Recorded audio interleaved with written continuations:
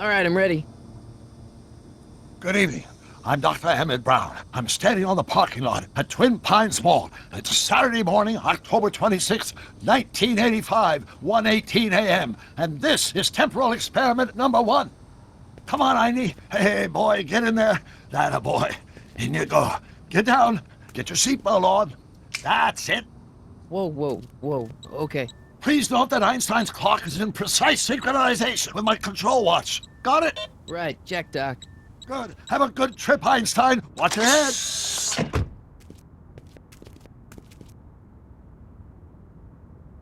You got that thing hooked up to the car? Watch this. Yeah, okay. Got it.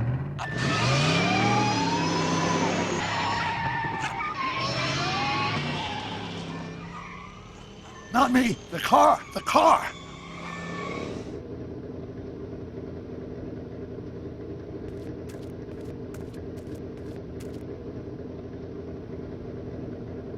If my calculations are correct, when this baby hits 88 miles per hour, you're gonna see some serious shit.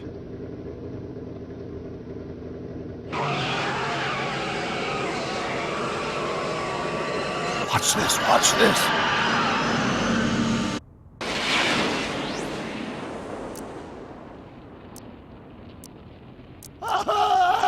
What did I tell you? 88 miles per hour! The temporal displacement occurred at exactly 1:20 a.m. and 0 seconds! Hot Jesus Christ. Jesus Christ, Doc. You disintegrated Einstein. Calm down, Marty. I didn't disintegrate anything. The molecular structure of both Einstein and the car are completely intact. Where the hell are they? The appropriate question is, when the hell are they? You see, Einstein has just become the world's first time traveler. I sent him into the future. 1 minute into the future, to be exact. And at precisely 1:21 a.m. and 0 seconds, we shall catch up with him and the time machine. Wait a minute, Doc. What are you talking about? A time machine?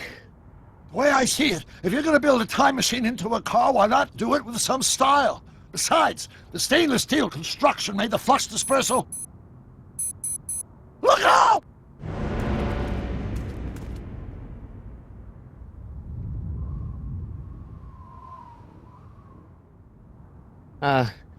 Doc?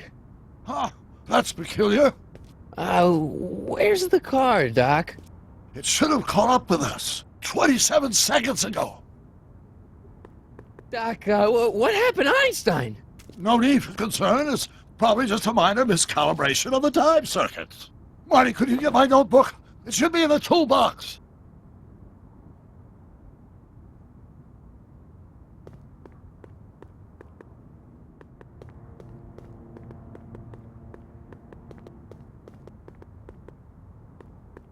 What's in the box? Don't touch that! It's plutonium! Plutonium? How do you think I generated 1.21 gigawatts of power? Notebook. Got it. Flux capacitor? That's it! What the heck's a flux capacitor? My latest invention. The thing that makes time travel possible. In this notebook, I've detailed the nearly 3 decades of scientific breakthroughs necessary to build a working time machine. If it ever fell into the wrong hands, the consequences could be catastrophic.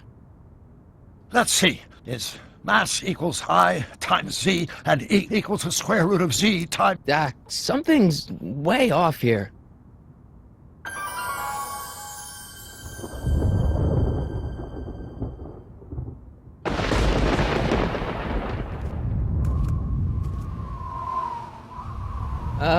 Doc?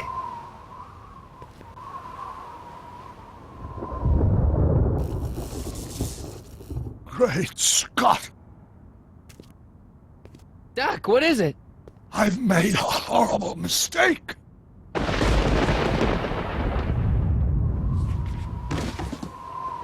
Doc! No! I'm sorry, Marty. Doc, come back! Doc!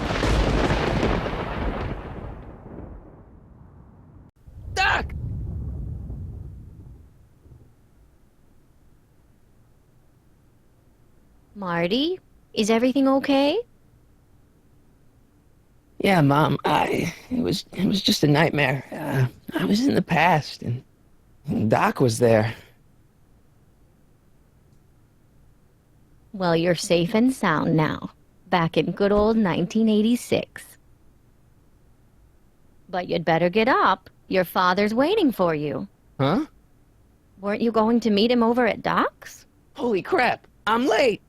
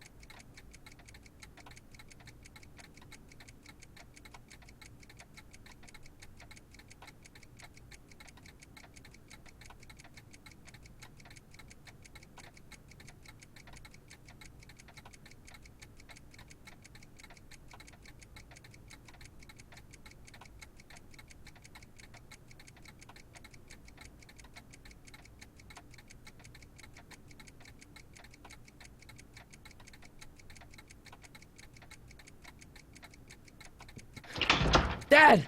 Are we too late to stop the... sale? Better late than never. You wouldn't believe how much rare stuff there is back here. That's Doc stuff. The city has no right to... Now, son, I know you're upset, but your friend's been gone for months, and the city really seems hell-bent on using his land for that new parking garage. And, hey, is that a first edition Jules Verne? It's just not fair. But at least things can't get any worse. Hey, Marty! Hi, Biff.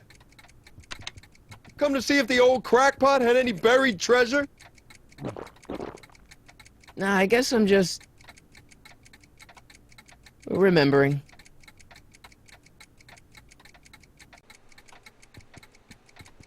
I miss Einstein.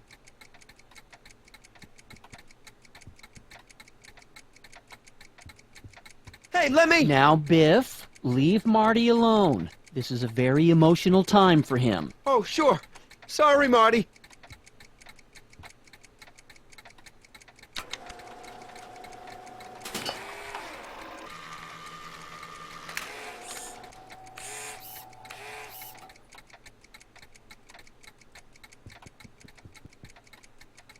I better stick around. Doc might have left something important behind, and he wouldn't want it to end up at Biff's place.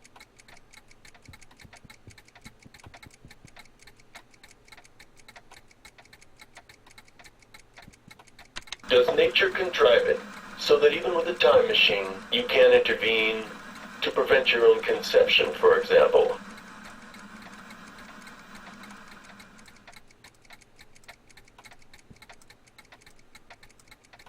I wonder why Doc didn't take any of these with him.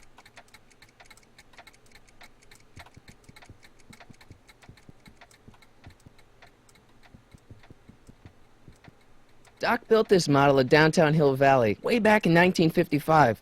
The clock tower in the courthouse even works. What the? Is that Doc's notebook in there? Hey, that looks just like the courthouse. You gotta hand it to the old coot. He was good with his hands. Biff, can I see that a minute? This would look great in my fish tank. Give the old carp something new to nibble on.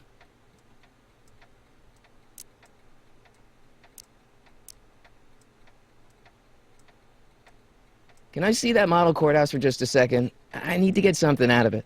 Like what? A not guilty verdict? That was a joke. Oh, ha.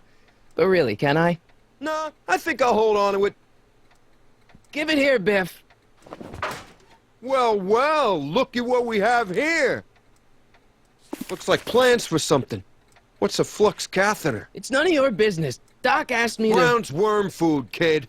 But this looks like it might be worth something. Ha!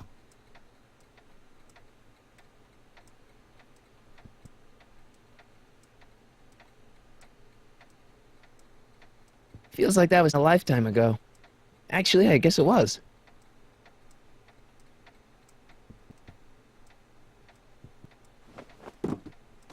Hey, let me try, Marty. Now, Biff, let Marty have his turn. You got it, Mr. McFly.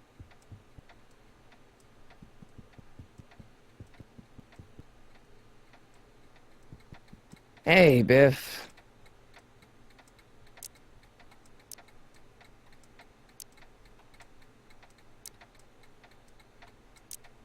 I only want that notebook because, well, I'm sentimental. It's like a piece of Doc. Doc's dead. Time to get over it and move on. It's just a notebook with Doc's scribblings. What did Doc ever accomplish? Nothing. Then it's worthless, right? If it was really worthless, you wouldn't want it so bad. That notebook wouldn't mean anything to you. You wouldn't even understand what's in it. You calling me ignorant? I just can't let you keep that notebook. It's dangerous. What, is it set to explode or something? Well, in a way. I'll take my chances. I'll pay you for it. How much? Not enough. I just can't let you keep that notebook. It's dangerous. What, is it set to explode or something? Well, in a way. I'll take my chances. I'll pay you for it. How much? Not enough. Never mind.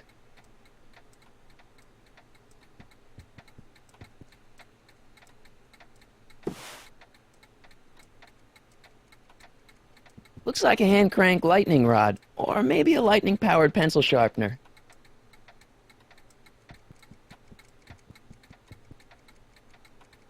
Let's make some noise.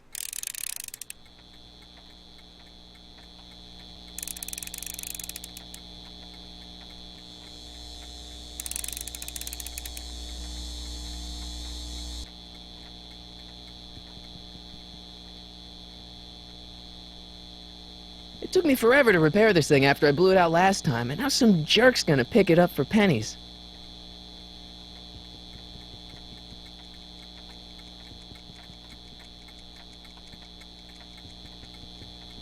Hey, Dad.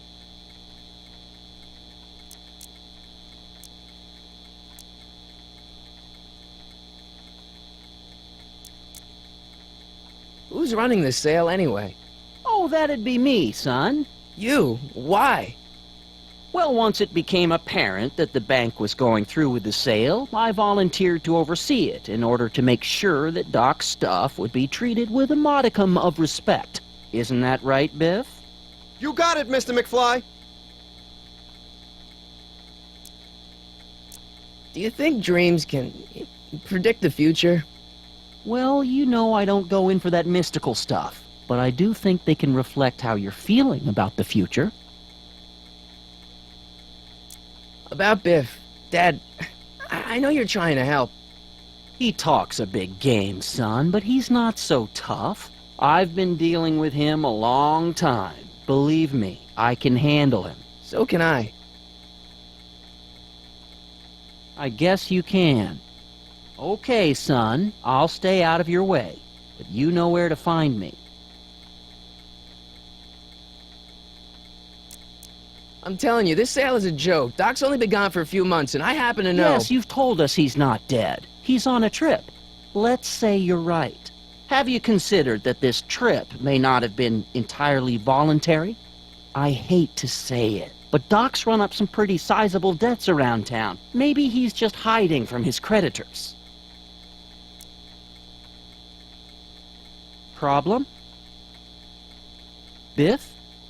He's got this thing, see, and I really need to get it back. If he stole something from you... No, it's one of Doc's notebooks. Yeah, he found it first, but... Oh, well then I'm not sure what to tell you. I guess you'll just have to appeal to his better angels or something. Or something.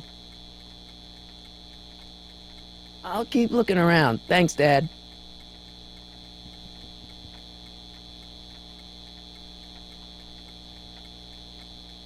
I better not crank it up anymore. I really don't want to blow this thing out again.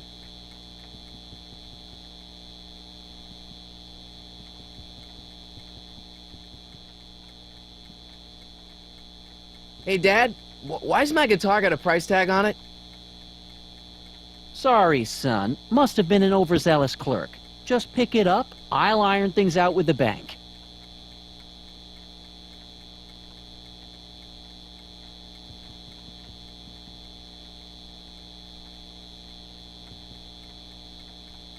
I better not crank it up anymore. I really don't want to blow this thing out again.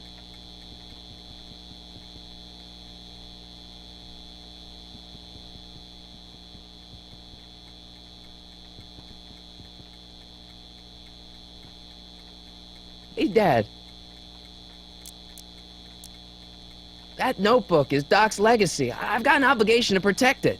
Now, hold on a minute. Didn't you just get done telling me Doc's still around? Off traveling somewhere?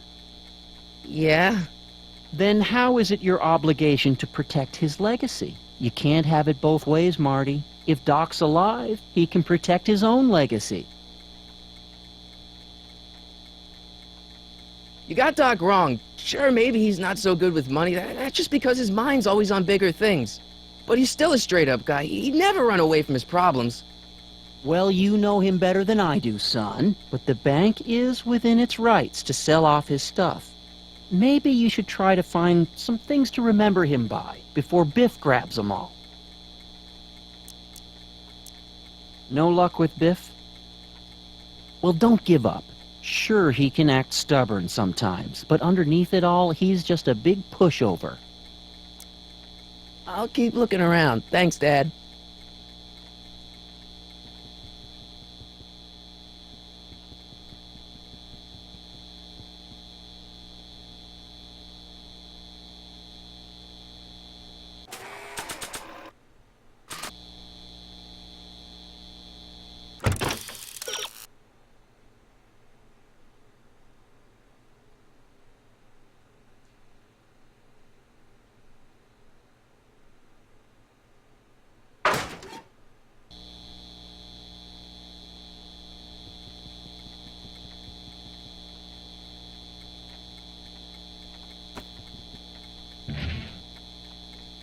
Here's an oldie, but a goodie. 1, 2, 3. Hey, look, it's Chuck Butthead. Let me show you how it's done.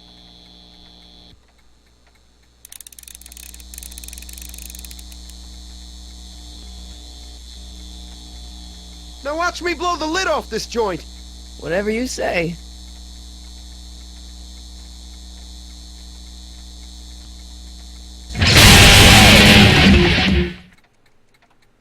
Rock on, Biff.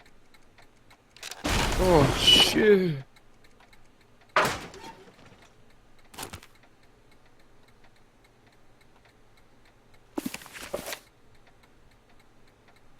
Doc, where are you?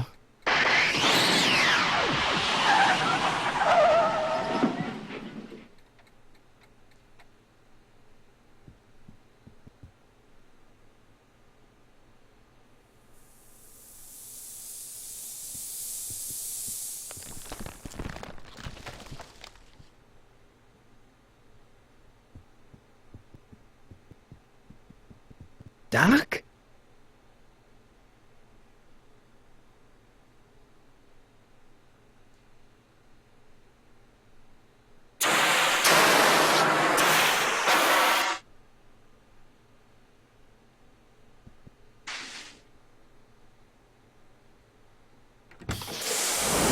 Einstein!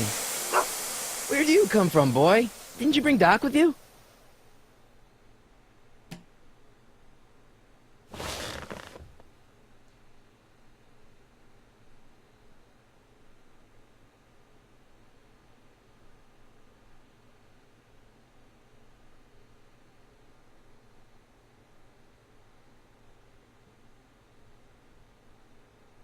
Okay, Doc, I know I haven't seen you in a few months, but I'm pretty sure this isn't your shoe. Looks like the time circuits still work. Now I only need to know when to look for Doc.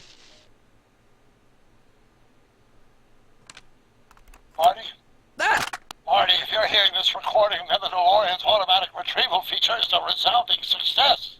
Automatic retrieval? In case of my failure to return to the DeLorean within an allotted time, I programmed the time machine to jump to these four-dimensional coordinates without me. As you are well aware, time travel is an inherently risky activity, and despite my elaborate precautions, there's always a possibility that I could land in trouble sometime, and that sometime is now, or then, or maybe later. He's in trouble.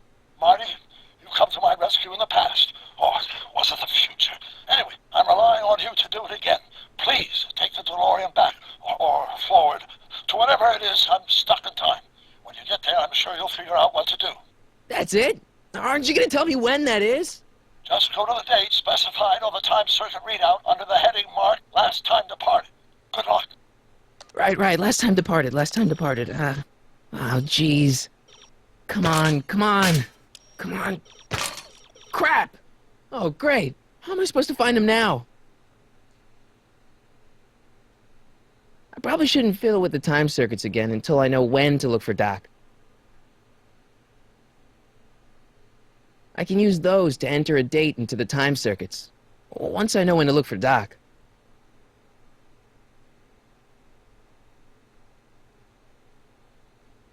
I can use those to enter a date into the time circuits, once I know when to look for Doc.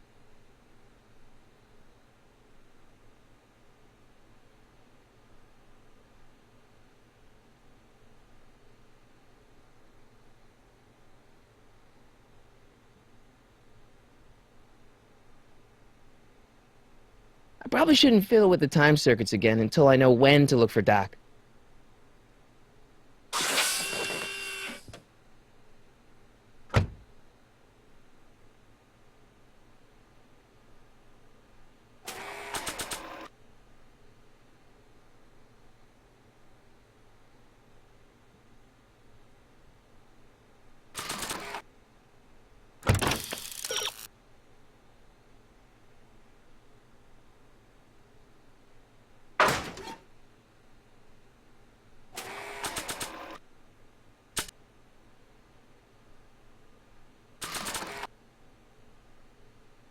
Nah. I don't think so.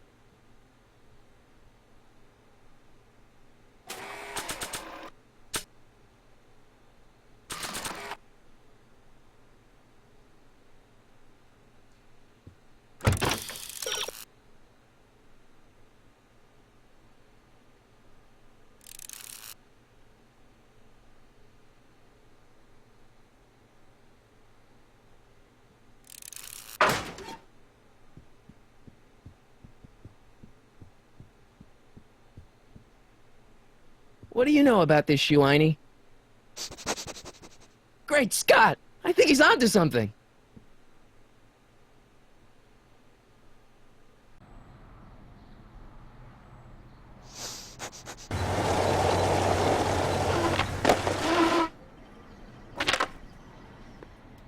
Okay, now we're getting somewhere. How's this supposed to lead me to Doc, Einie? What kind of trouble is Doc in, Einie? Why couldn't Doc have invented a dog translator?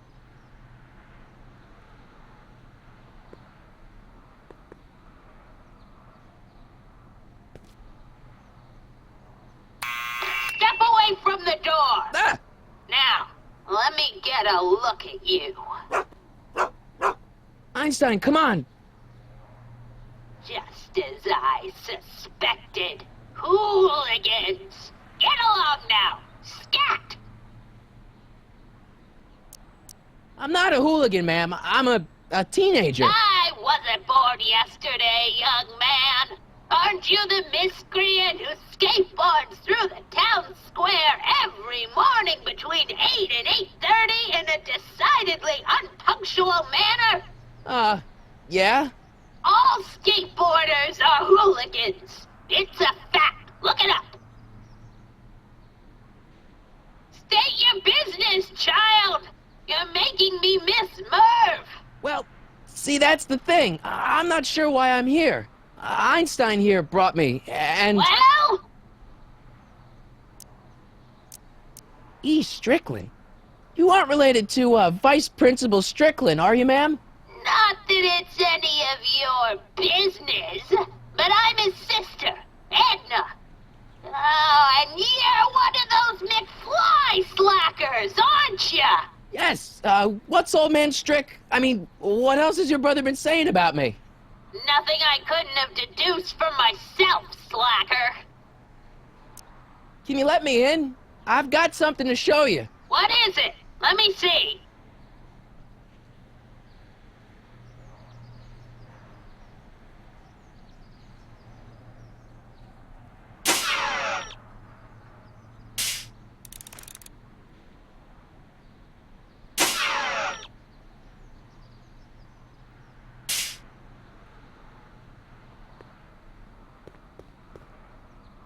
I haven't gone all day.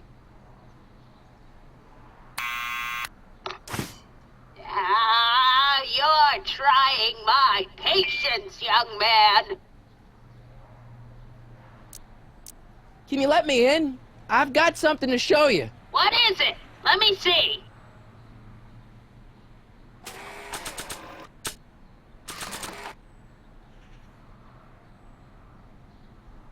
A shoe? Wow, now what would I want with a... Huh? Stay there!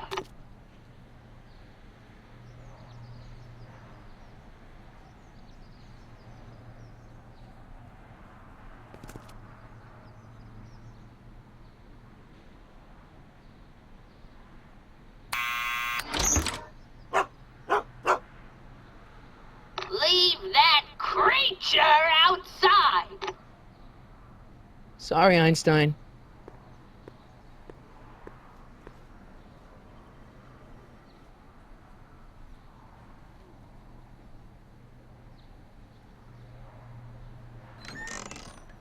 Well, took you long enough.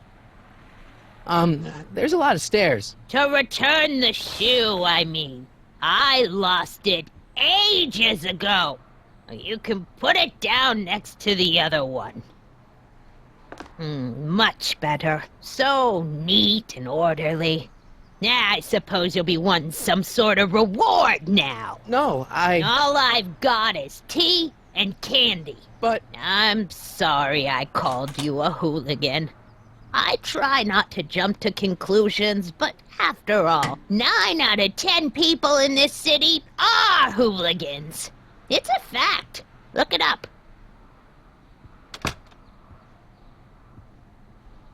Have a seat, Sonny.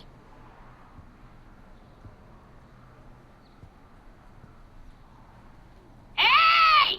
You kids! Put out those cigarettes!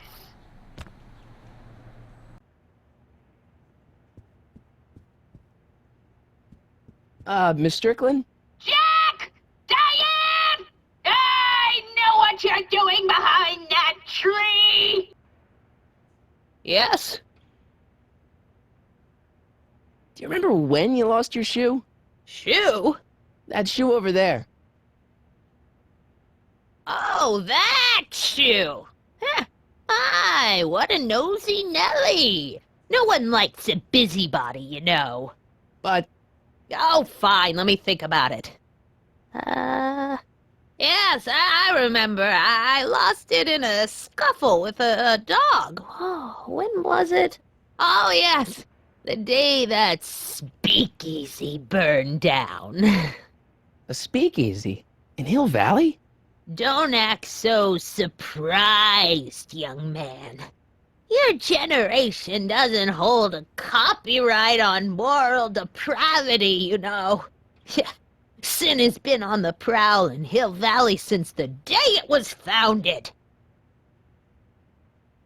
Wow, a speakeasy. That must have been wild. Is it true they used to drink gin out of slippers like my grandma said? Don't romanticize the past, young man. Prohibition was a time when gangsters ruled the town while honest citizens quaked in their beds. So where was it? That speakeasy that burned down, I mean. That was ages ago. If you're looking for bootleg hooch, No, I'm just curious, that's all. I'm a student of history. student of history, my Aunt Fanny. Yeah, your generation of hooligans and slackers could give two ripe figs about history. Miss Strickland? Oh, video store! Huh? The speakeasy used to be hidden in plain sight down there in the town square. Right where that disgusting videotape rental store squats today. So the video store building must have gone up after the speakeasy burned down. The following year, as I recall. What's with all these newspapers? This is my personal archive. I've got every issue of the Hill Valley Telegraph ever published. Get out! Every single issue? From 1871 to the present. If it happened in Hill Valley, you'll find it in my stacks. Doing some stargazing? No, I set my sights on the lower things. Is that? Tiff Tannen! Get away from that hubcap before I call your father!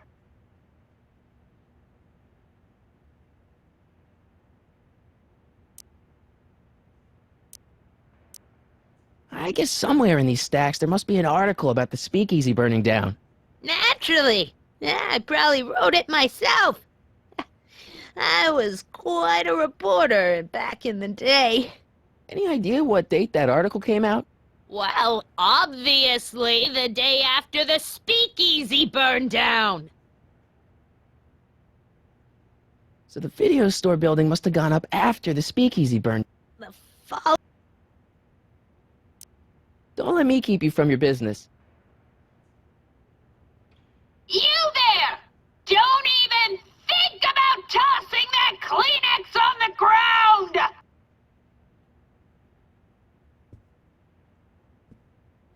Don't touch those! My newspapers are in pristine condition and meticulously organized. Not about to let some street punk get jam all over them.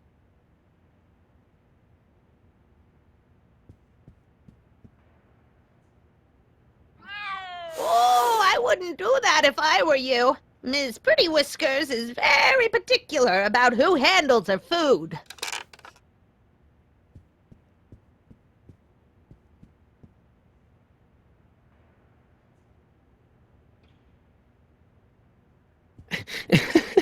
Is that Vice Principal Strickland?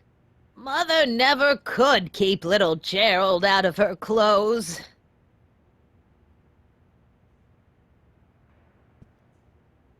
Man, she keeps it hot in here.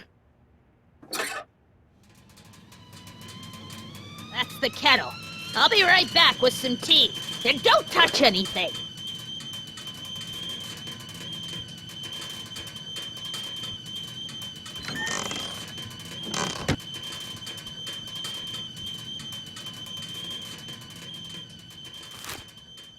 Juveniles collide with manure truck. Nice picture.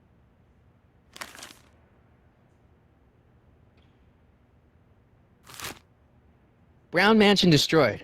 1962. No, that's not where Doc's stranded. Alright, Einstein brought me this shoe, and Miss Strickland lost the shoe on the day the speakeasy burned down. But when did the speakeasy burn down? I at least need to know the year.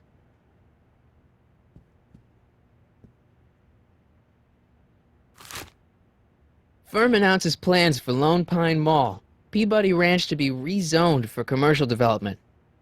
I don't even know where to start looking for clues in these stacks. Wish I could narrow it down to a year at least.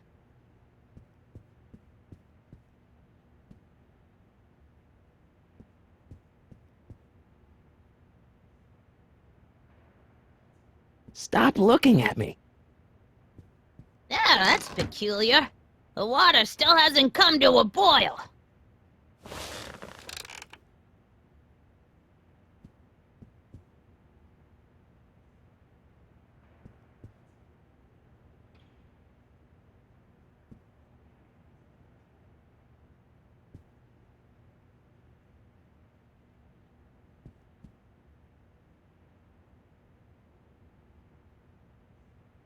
Excuse me, Miss Strickland?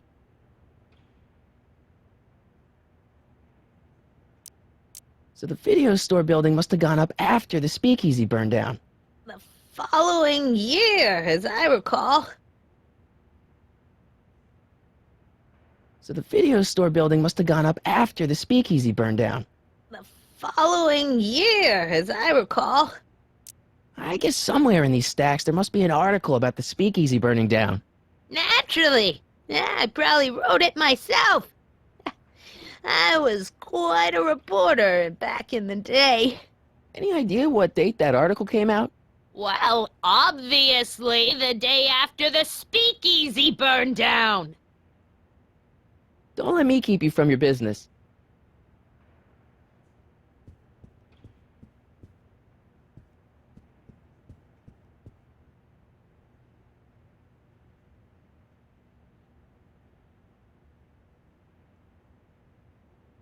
Miss Strickland lost that shoe the day the speakeasy burned down. But when was that?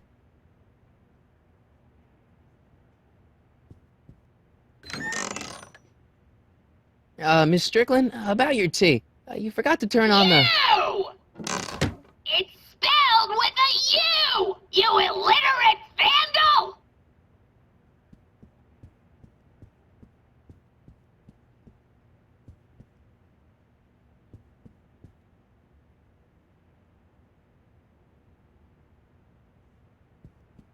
The candy looks older than I am.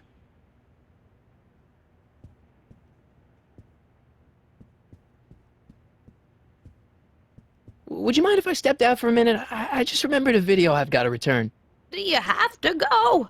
I get so few visitors these days. But... And I'd hate to have to tell my brother, your vice principal in charge of discipline, how rude you were to me. Especially with graduation coming up and all.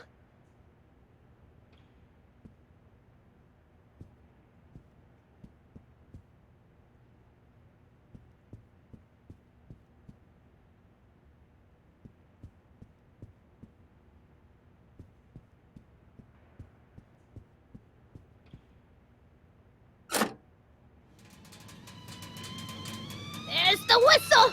Surely the water's boiling by now.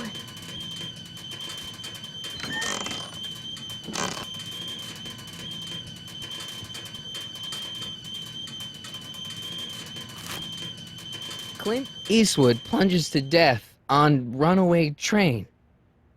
I don't even know where to start looking for clues in these stacks. Wish I could narrow it down to a year at least.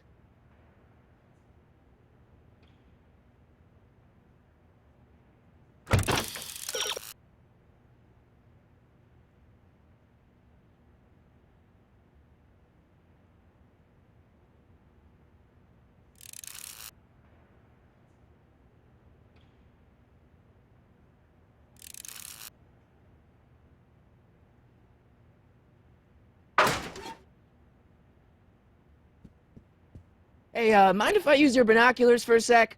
Go ahead, dear.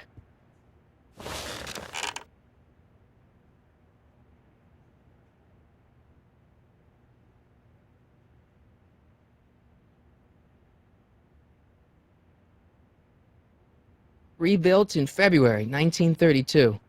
So the fire must have happened before then. But when? I need a date. Don't look at me. I'm far too old for you.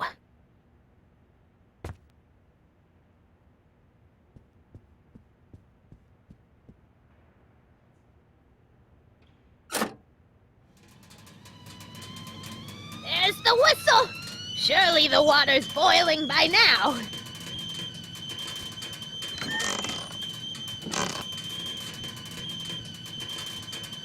Let's see. Ground broken on site of former speakeasy, singer vanishes, Hill Valley Expo delights crowd, soup kitchen exposed. Here we go. Speakeasy arsonist slain. Legal procedure gave way to old-fashioned vengeance last night when a mob descended on the Hill Valley police station. The suspect in the speakeasy arson case, a drifter known as Carl Sagan, was pulled from his... Carl Sagan? It's Doc! Killed by a mob. What's the date? June 14th, 1931. Jeez, I gotta rescue him. My newspapers! Sorry, Miss Strickland. Let me... No! You've gotten my history out of order! Oh, do you know how long it'll take to fix what you've done? Oh, get out! Get out! Get out! Help! Police! I'm being attacked by hooligans!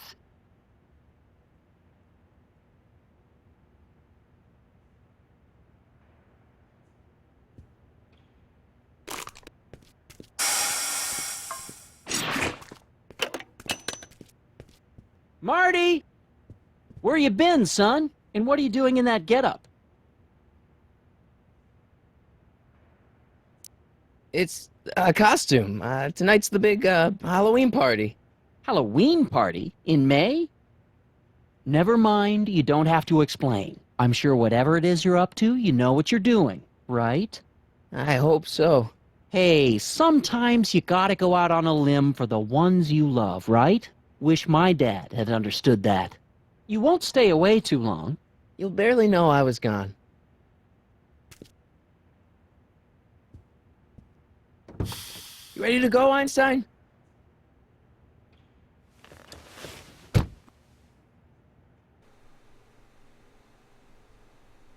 I've got to turn on the time circuits first. Time circuits, on. Flux capacitor, fluxy. Okay, if Doc's gonna get killed on June 14th, 1931, I'll just show up the day before and get him out. I hope you know what you're doing, Doc.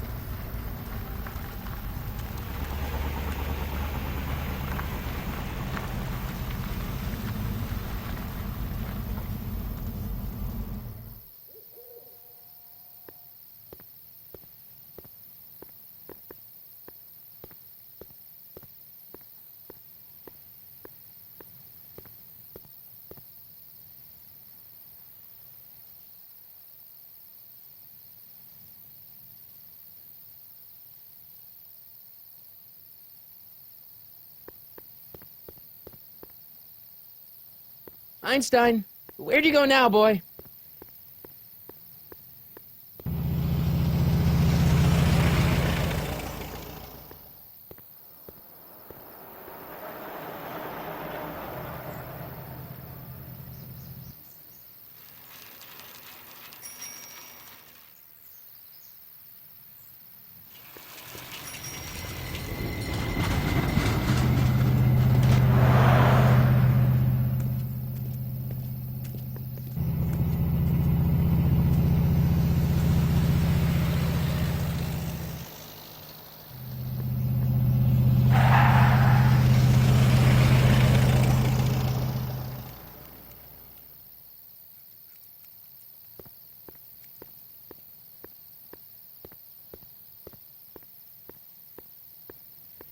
Young man! Excuse me, young man! Who? Me? You're the only man in the street, and I'm looking for a man-in-the-street reaction. Naturally, you know about the explosion that destroyed this illegal gin establishment. I read about it, yeah. What's your opinion of Carl Sagan, the stranger who single-handedly did what the law has been unable to do for 10 long years, namely, rid Hill Valley of the scourge of liquor?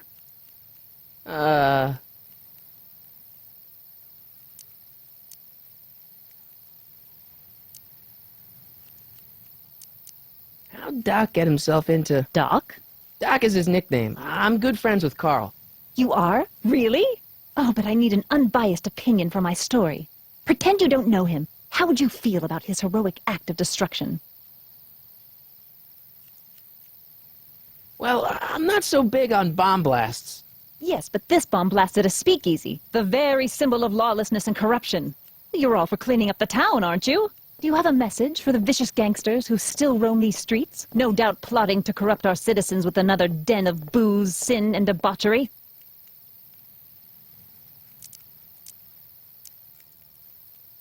Ask him where I can get the address.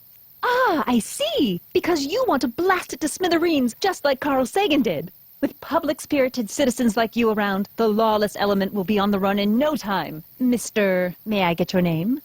Yeah, it's...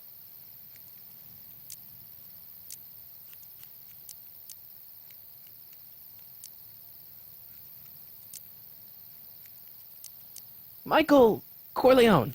Thank you for sharing your candid opinions, Mr. Corleone. Edna Strickland, Hill Valley Herald. I know. I met you back. I'm familiar with your work. You read my column? How sweet! I know it's just an etiquette column, but I believe it'll lead to bigger and better... Oh! Einstein, no. Down, boy. Is this wretched creature yours? He assaulted me once before. What's got into you? Aggressive dogs must be kept on leash at all times. It's the law. Look it up. Doc. I gotta find Doc.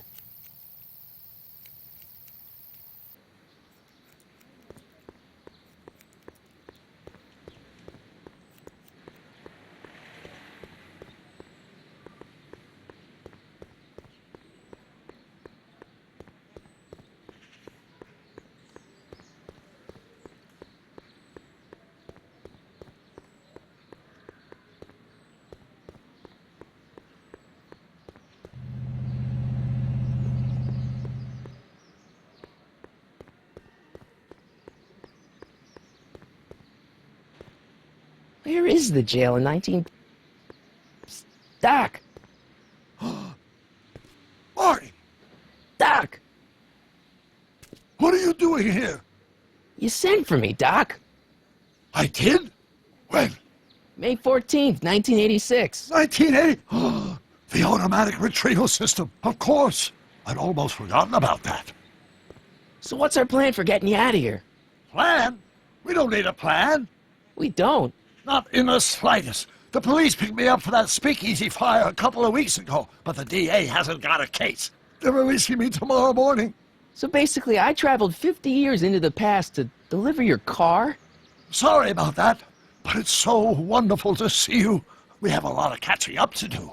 Yeah, you might want to hold off on that, Doc. Great Scott! I'm going to be gunned down by gangsters on the steps of the courthouse. Why would they do that? Guess they didn't approve of my burning down their speakeasy. Very funny, Doc. Maybe now we should come up with a plan? A plan, right. But what?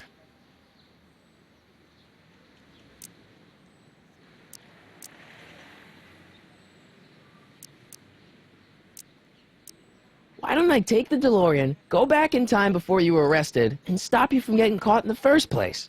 Don't even think about it. Without my unjust incarceration, the events that sent you into the past might never happen, resulting in a paradox of continuum-shattering proportions.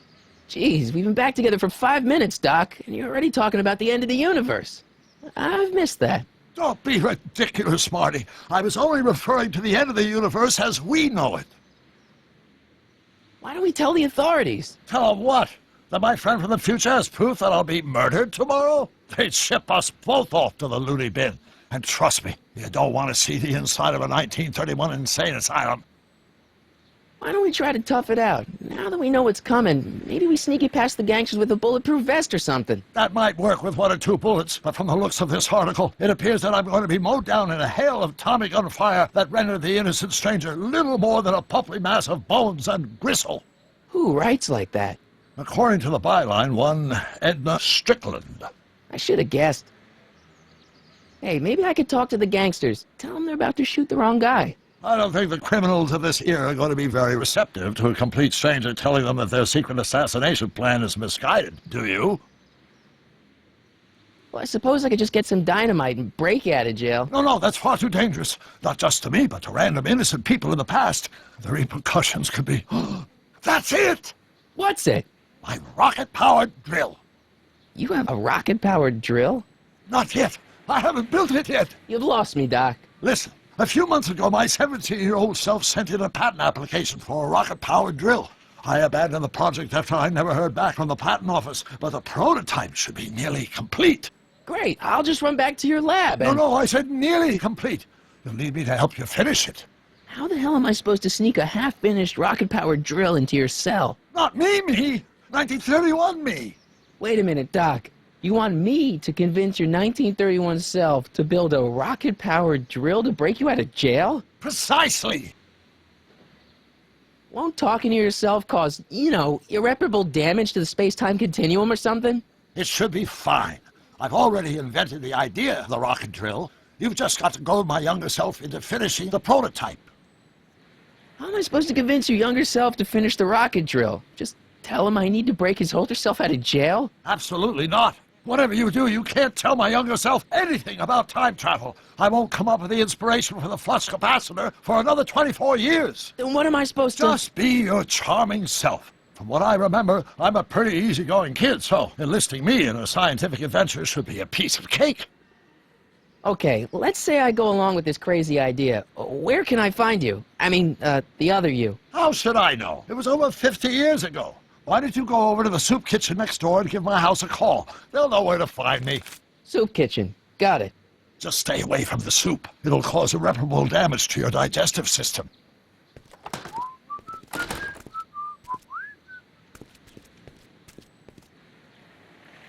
I guess I better get started. Don't worry, Doc. I'll get you out of here in no time. I'm not worried. Once you and my younger self put your heads together, you'll be unstoppable.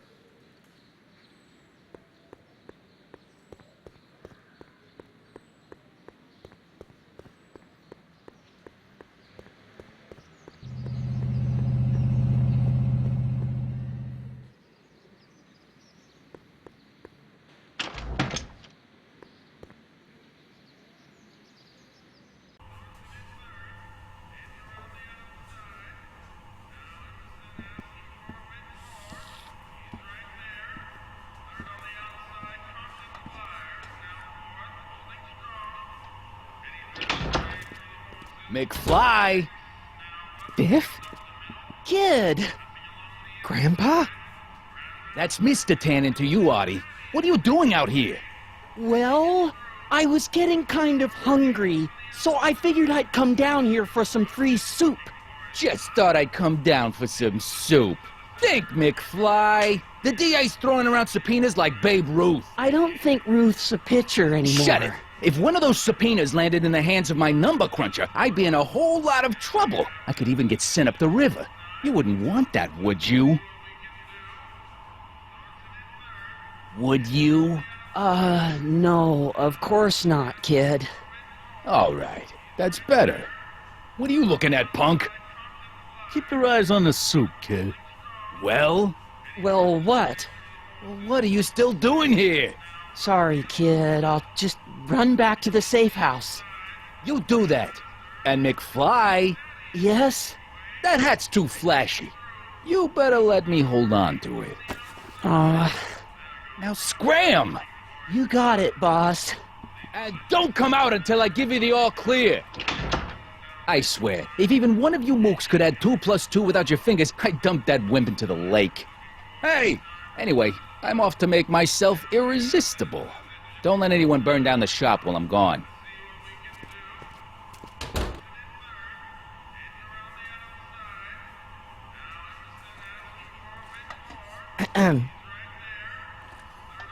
Okay. Hey, never mind.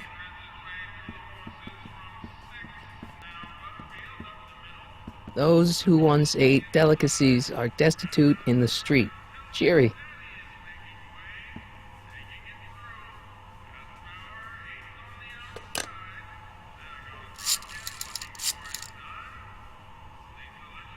Brown residence? Hi. Do you know where I could find Emmett Brown? Young Master Brown is currently tending to his clerking duties at the courthouse. Who may I say is calling? The courthouse? Doc never told me he worked at the courthouse.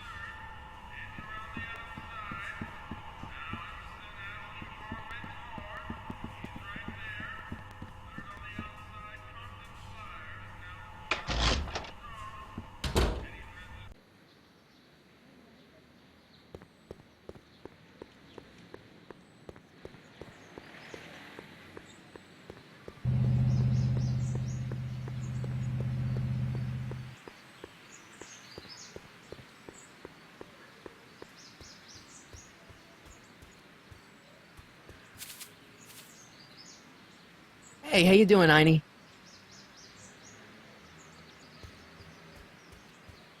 Young Doc's in the courthouse. I hope I'll be able to recognize him.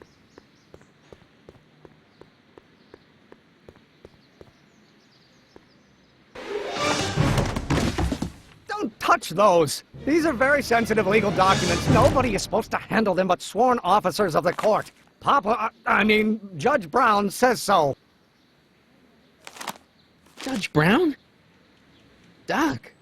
Nice to meet you. I'm Michael, Corleone.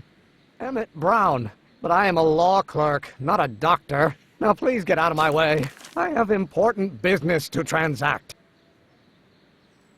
Naturally, h2 of A multiplied by the inversion of H has to come out less than expectation value of A, right? No, what am I missing here? Or do we take H to stand for the Hermitian line operator? But in that case, H to the A multiplied by the inverse of A. Listen, Emmett, you don't know me, but I'm your friend. I'm not big on friends. They get in the way of work. What's this important business you're up to? It's a legal matter. Very complicated, very abstruse. I need to obtain 5 sets of initials on every copy of this writ of indemnification before before Judge Brown can even think of granting a waiver to the party in the first part. You have no idea what it's about, do you? That's how important it is.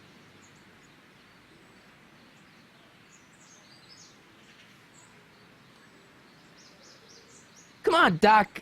Emmett, drop the Legal Eagle Act. I got something more important for you to do. Mr. Corleone, I'll have you know that the law is the very mortar that holds society together, and we in the legal profession are like brick masons building the edifice of the future. Your dad tell you that? Every morning. So, Emmett, what time are you through with work? Depends. On weeknights, Pop sometimes keeps me in the office till 9. 9 at night? But today's Saturday. Right. So I probably won't get off before 10. How about you knock off work early and I'll buy you a beer, or soda. What do you say? Don't try to tempt me from my duty with sugary beverages. Keeping the wheels of justice turning, that's my one passion in life. Besides, if I left before 8, my pop would kill me. Sounds like you're a little scared of your father. Scared of my father? Pop is the most learned, just, incorruptible judge that Hill Valley has ever seen. The only people scared of Judge Brown are people with a dark secret to hide. And I don't have a dark secret to hide. Sounds like you're scared of my father? Pop, the only people hide. Listen, I understand you're working on a new invention in your lab. Invention? You must have me mixed up with somebody else. I'm in law. I have absolutely no interest in science. Oh, let's start over. Force equals mass times acceleration. Come on, wait up a minute. You again? Can't you see I'm busy? See, I'm sort of in the science business myself. That's why I sought you out. Not that I care in the least, because science is the furthest thing from my own area of interest, which is law, but I don't believe you. It's true. I'm a scientist. So tell me something, Mr. Scientist, from your vast storehouse of scientific knowledge. The leg bone's connected to the thigh bone? Amazing! Okay, so you don't want your old man to know. That's fine. Listen, we all keep secrets. But I'm telling you, you can level with me about this science project of yours. I am not a scientist. Go ahead, ask me what E equals. What does E equal? I have absolutely no idea. See? I don't know where you got your information from about me, mister, but you're wrong, wrong, wrong! H. Will you just give me a chance? Harassment's a federal crime, Mr. Corleone. Sounds like you're a little scared of your father. Scared of my father? Pop is the most learned, just, incorruptible judge that Hill Valley... The only people scared of... Come on, you could trust me, Doc. Emmett, it's your future I'm looking out for, in more ways than one. What are you talking about? I'm talking about you and science. Oh, that word again! If you insinuate I'm a scientist once more, I'll sue you for defamation of character!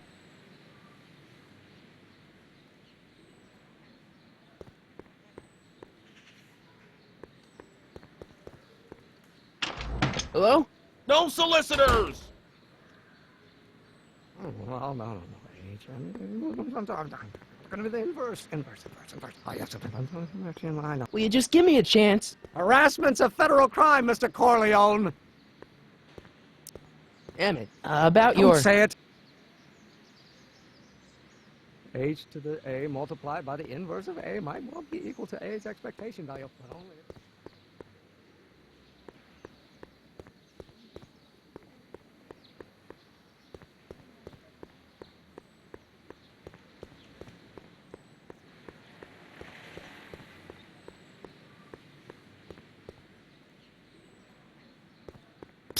Doc! Marty, have you found my younger self yet? Well, I met your younger self. Great. And I gotta say, you're kind of uptight. What? You won't even talk to me. I find that hard to believe. Tell me what happened. I tried asking him about your rocket drill, but he says he's not a scientist. What? What? Oh, Father. What's he got to do with this? In 1931, I was still deathly afraid of my father discovering the truth about my scientific predilections, so I carefully kept them under wraps, practicing science at odd hours, away from his prying eyes. That sucks. It sucked a lot. Fortunately, I eventually stood up to him, but right now, my younger self probably thinks you've been sent by my father to check up on me. What do I do to convince Teen Doc that I'm not a spy? I'm not sure. Why does your younger self mutter all the time? Muttering? Why would I be muttering? I never mutter unless... The Hill Valley Expo! The Expo? Yes, the Expo! How could I have forgotten? In a few months, the younger me will put on a demonstration at the Hill Valley Exposition, my first public foray into the world of science. Everyone in town will be there, including a number of noted inventors who shaped my career. So, it was a big success? No, it was a miserable failure, but it was a spectacularly miserable failure, one which marked my transition from an amateur garage scientist into a professional seeker of truth. You know, your younger self seems really dedicated to the law. It's a facade, I assure you. I had to keep up appearances to appease my father. What do I do to convince Teen Doc that I'm not a spy? I'm not sure. Let's talk about your younger self's problems later. Okay, but don't forget we're on a bit of a deadline here.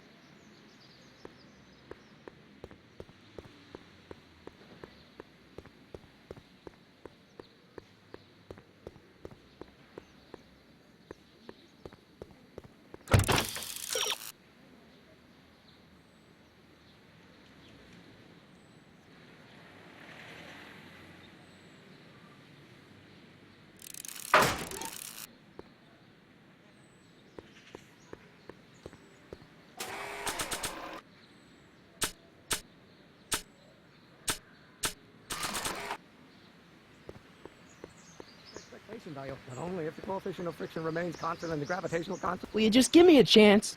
Harassment's a federal crime, Mr. Corleone. Emmett, about Don't your... say it. Students are required to make...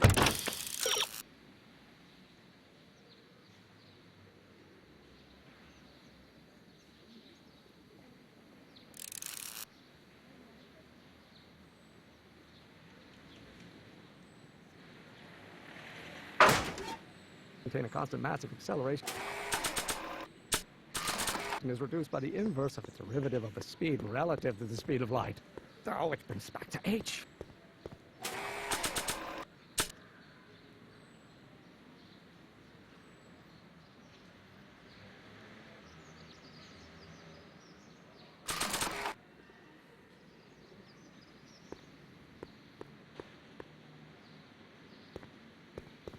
Maybe not.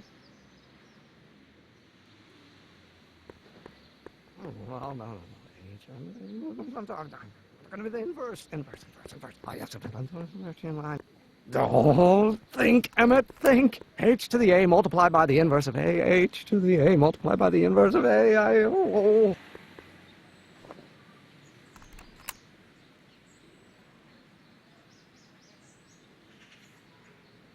Inverse of A might well be equal to A's expectation value, but only if the coefficient of friction remains constant and the gravitational constant is variable. Wait, is that even... Don't think, Emmett, think. H to the A multiplied by the inverse of A. H to the A multiplied by the inverse of A.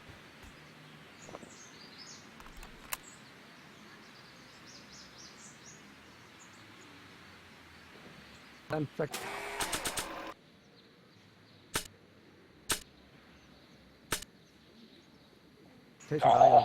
think, Emmett, think. H to the A multiplied by the inverse of A. H to the A multiplied by the inverse of A. Doc will want to hear this.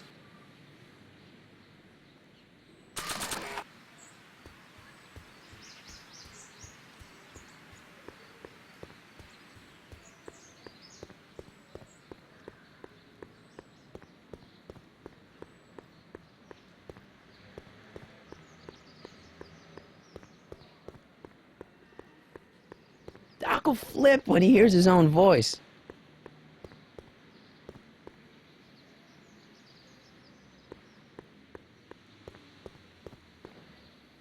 Psst, Doc!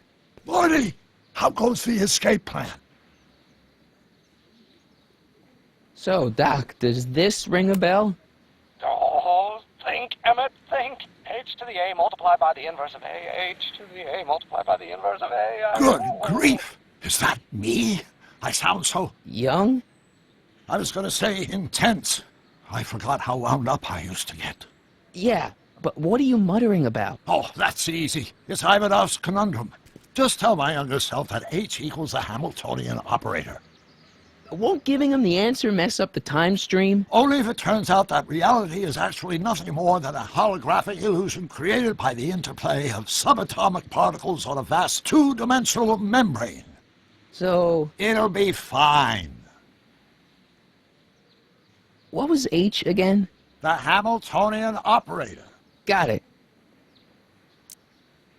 Where have you been all this time? I missed you. I missed you too, Marty. But I thought it was important to let you live your own life for a while, free from the insanity of time travel. I gotta admit, it was nice to not have my family history blowing up in my face for a few months. Besides, I've been busy raising my own unpredictable teenagers.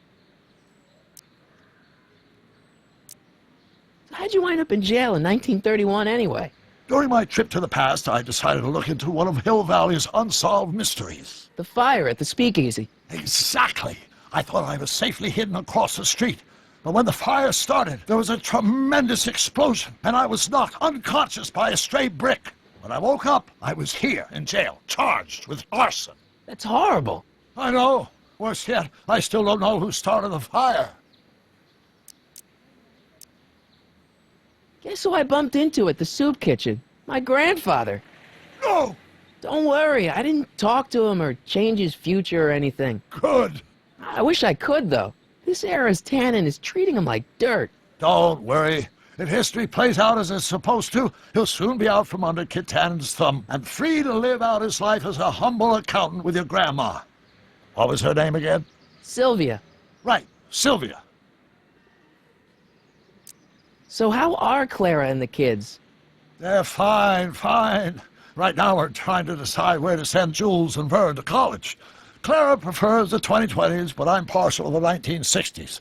We're planning on visiting you and Jennifer in 2011 soon. Me and Jennifer? In 2011? Oh, forget I said anything. What was H again? The Hamiltonian operator. Got it. Not the best choice of words, Marty.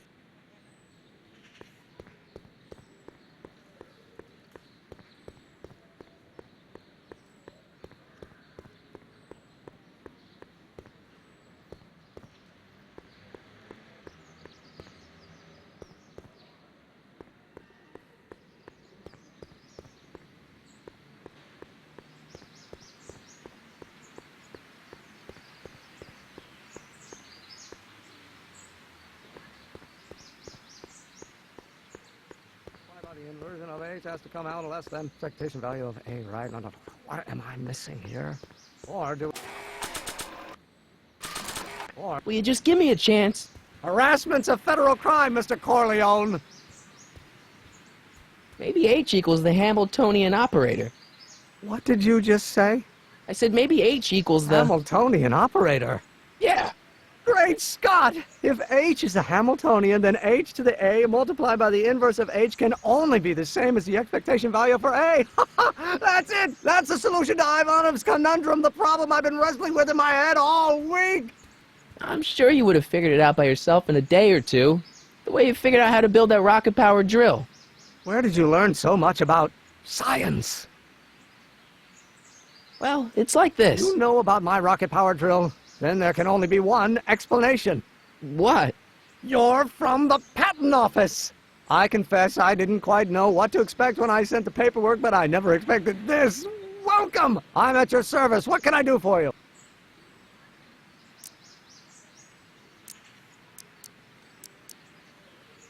Can I see your rocket-powered drill? Of course, of course. Naturally, it's just a scale model, but it's nearly operational. I can show it to you, say, first thing in the morning?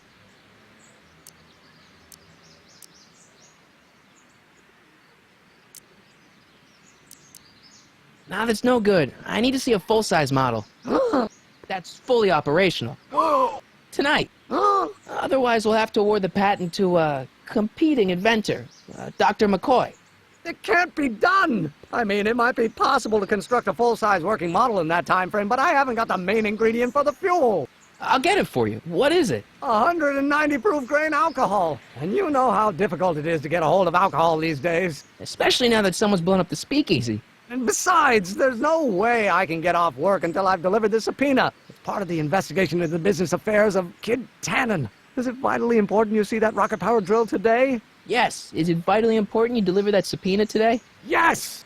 Listen, I'll help you deliver it, and I'll see to it you get the alcohol you need. If it'll help you get that drill finished by tonight. Deal? Deal. Here's the subpoena. I've got to subpoena my grandpa? No! It's Kid Tannen. Hey, I just saw him at the soup kitchen, yelling at Arthur McFly. I'm not surprised. Arthur does the books for his business. What kind of business? That's what the DA is trying to find out. Let's go talk to him. No! Why not? Kid Tannen can tell us where Arthur's hiding. Yeah, well, he can also have us fitted for a Chicago overcoat.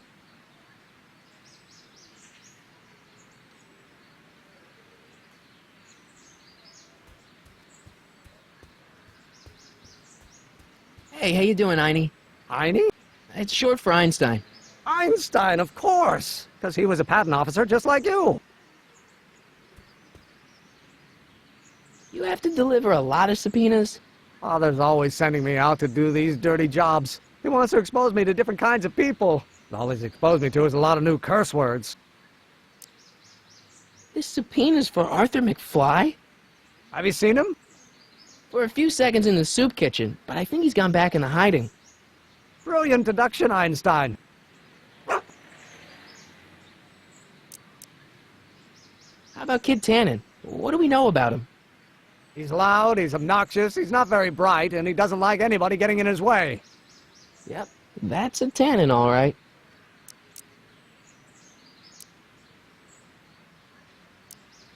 If serving subpoenas is such dirty work, why don't you just say no? Look, what's the worst thing that can happen to me on this job? You could get shot. Yeah, well, believe me, that's nothing compared to what I'll get if I mouth off to my pop. Any idea where we could find Artie? Not a jot. If only we had a way of tracking him. What do you know about Arthur McFly? Certified accountant. Graduated Hill Valley 5 classes ahead of me. Seems like a nice fellow, actually. How did he get mixed up with a guy like Kid Tannen? Who knows? Sometimes people find themselves stuck in situations they can't get out of.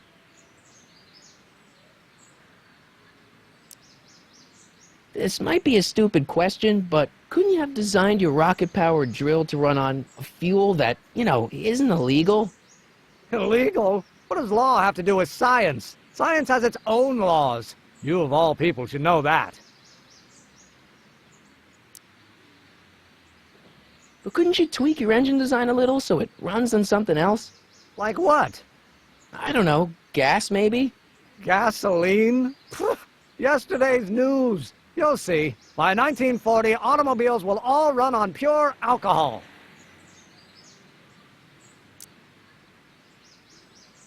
Some of us down at the patent office are wondering, what made you think of a rocket-powered drill? Ah, that'd be Journey to the Center of the Earth by Jules Verne. It was a revelation. Yeah, that's kind of what we figured. Have you read The Time Machine? H.G. Wells? Not yet, but it's on my list.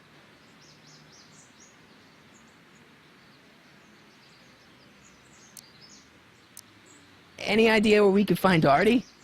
Not a jot. If only we had a way of tracking him. We'll get that subpoena delivered, or my name isn't... Michael Corleone! Yeah.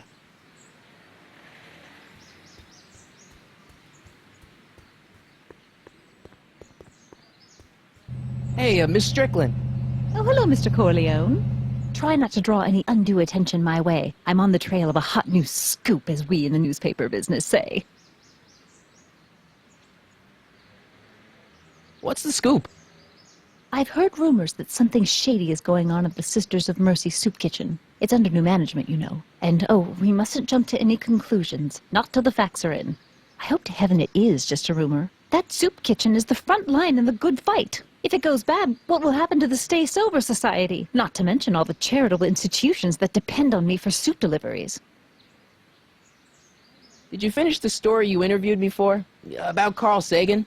Yes, but those pig-headed editors at the paper rejected it. They said my story was slanted, and that I was glorifying a suspected arsonist. As if their stories aren't always glorifying the criminal vermin that run this town. This whole thing makes me so mad I could spit.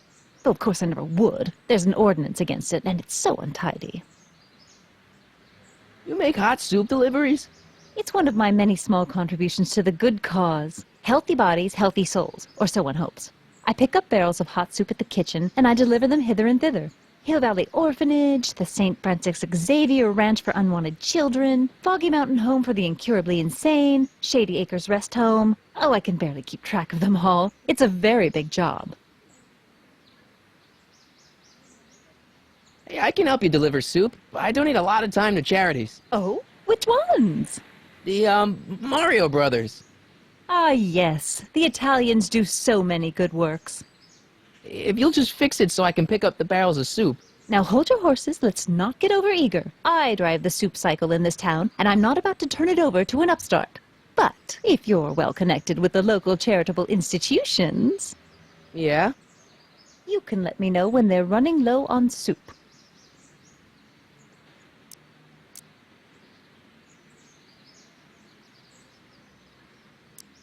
What's the Stay Sober Society? You haven't heard of the SSS? They do the most marvelous work, taking hopeless drunken bums and turning them into former hopeless drunken bums. I'm one of the founding members. And not to say that I was ever, well, you know. Anyway, we've always met in the cellar of the Sisters of Mercy soup kitchen, but for some reason the new managers don't want us down there, so we're stuck. We've got nowhere to meet. I'm sorry about the way Einstein lit into you back there. I don't know what got into him. Well, I hope you've learned to keep him under control. Yeah, I found someone to keep him distracted. Very good. Now let's see if you know your multiplication tables. As a matter of fact, I do know a local charity that's running low on soup. Oh? Who?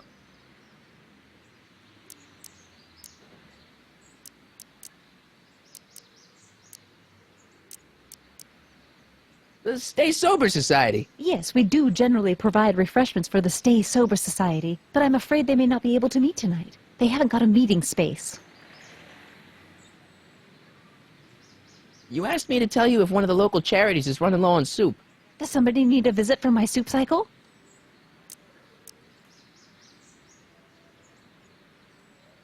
The Farm for Unwanted Children. Perhaps their parents don't want them because they eat too much.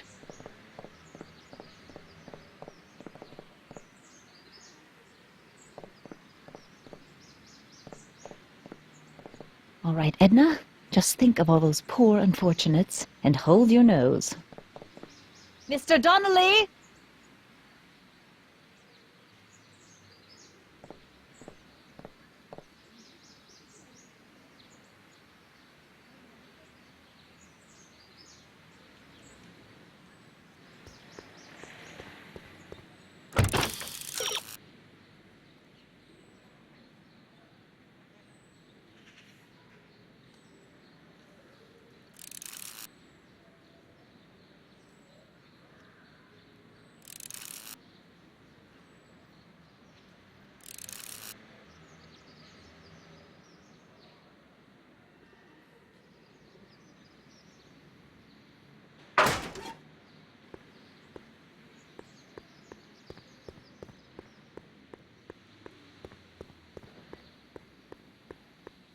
What the? Sorry, boss. Get out of here. How about you? Huh? I'm sitting at a shoe shine booth. You walk up. Either you're here to shine my shoes, or you got a death wish. Which is it?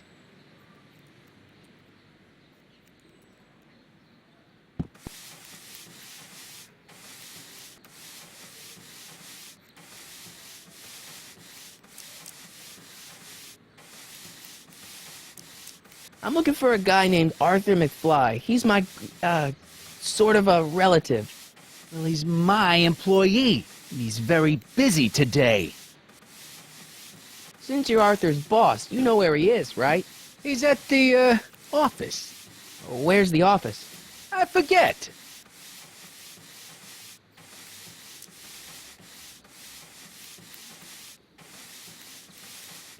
So when do you think Arthur will be leaving the office? When I tell him he can leave the office. Hey, you missed a spot.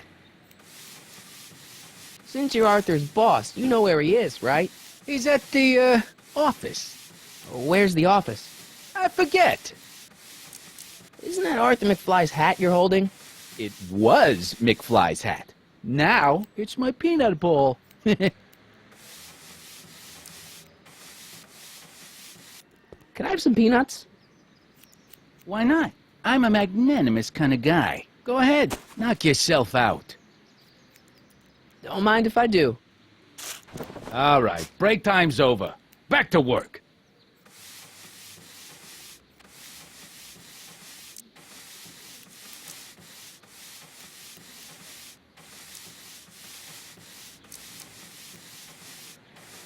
How come you won't let the Stay Sober Society hold their meeting in the cellar of your soup kitchen?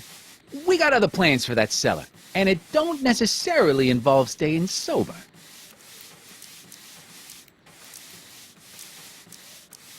I guess you won't talk about your business. Why not? I got nothing to hide. I recently acquired controlling interest in the Sisters of Mercy soup kitchen. About Arthur McFly. Yeah? Since you're Arthur's boss, you know where he is. He's at the... Where's the... I forget. So, one more thing about that hat. You're testing my patience, boy.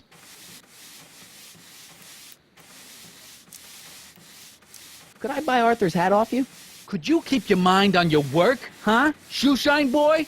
I'm hanging on to my peanut ball.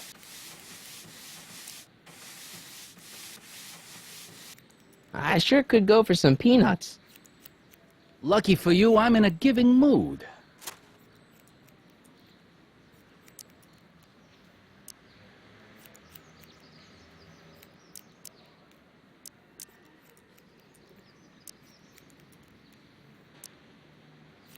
Don't mind if I do. All right, break time's over. Back to work.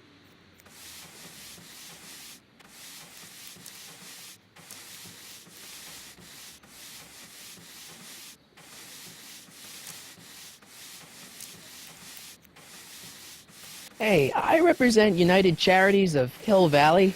Can you authorize me to pick up soup from your establishment and deliver it to some very deserving souls? Nah, that Strickland dame's got the charity racket pretty much locked up. No point in giving her competition. Edna Strickland thinks your soup kitchen might not be on the up and up. That dame gets on my nerves. Got a great pair of gams, though. How's that? Shiny enough? Yeah, that'll do. Stay nearby, though. I scuff easy. Wait a minute. Didn't I see you at the jailhouse, John, with that Carl Sagan rat? I hope you weren't planning on trying to spring him, 'cause I got other plans.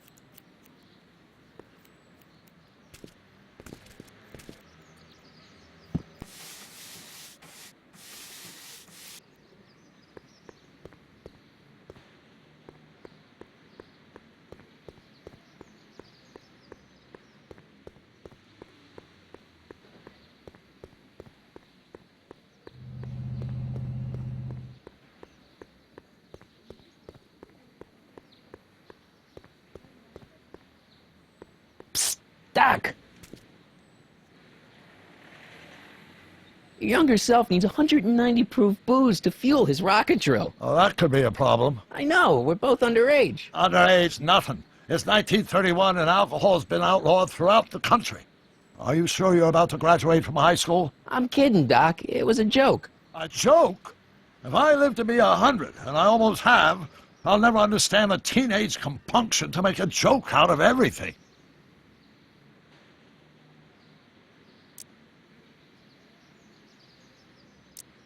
Where'd the DeLorean come from? The last time I saw it had been smashed to pieces by a train. It's a fantastic story. Do you remember when the DeLorean got struck by lightning in 1955? Yeah? Unbeknownst to either of us, the lightning produced a temporal duplicate of the time machine, one that was tossed 70 years into the future. What? I found out about it during a trip to 2025 and recovered it just in time to stop Griff Tannen from vandalizing the time stream. Heavy. So that DeLorean... is for all intents and purposes the exact same machine as the original. Plus or minus little bells and whistles I've added over the years, of course. So, what were you doing in 1931 anyway? Oh, nothing terribly exciting. Indulging in a little personal nostalgia, picking up a few rare out-of-print books to surprise Clara on her birthday, solving a historical mystery or two. The usual. The usual?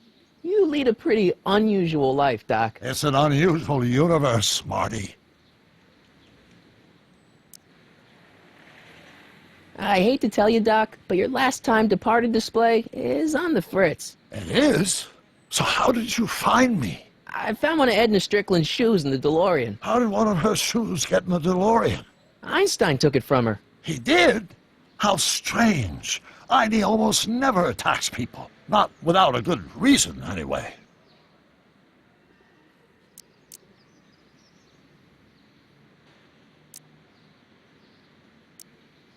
What's the story with this kid Tannen jerk, anyway? Biff's father?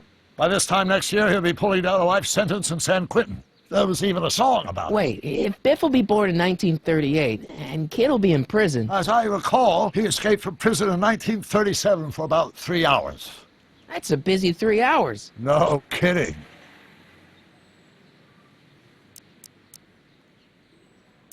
What do you know about Edna Strickland?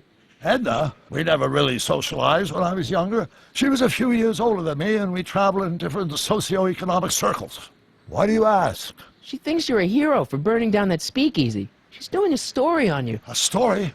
Oh, yes, now I remember. Ask Edna. The etiquette column that doubled as a pro-temperance soapbox.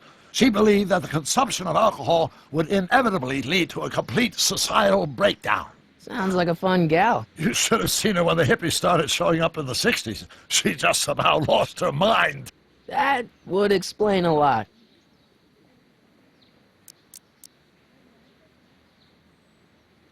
I know this really isn't the right time or place, but I found your notebook. Ah, so that's where I left it. Why'd you bring it here? Because the bank's selling off all your stuff. They can't do that. That's what I keep trying to tell them. Well, you hold on to it for safekeeping. We'll deal with my financial situation in 1986 after we save me from a grisly death in 1931.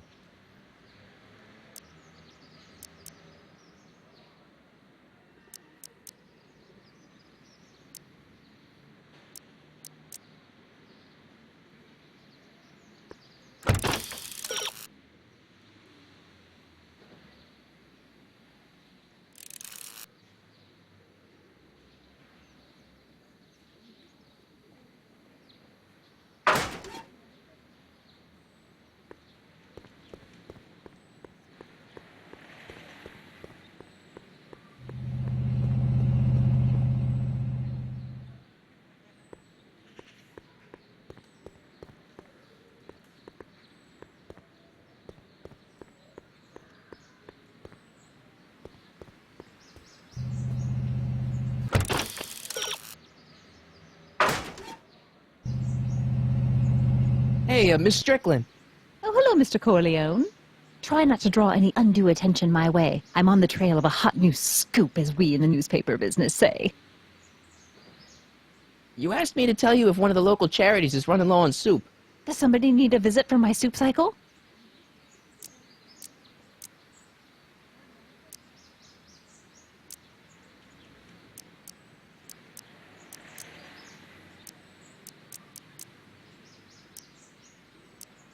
The rest home.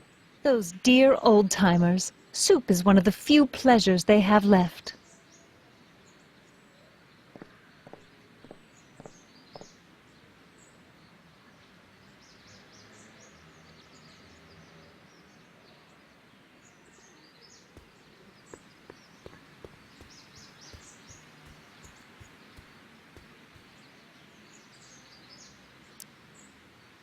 Any idea where we could find Artie? Not a jot. Have you read The Time Machine? H.G. Wells? Not yet, but it's on my list. We'll get that subpoena delivered.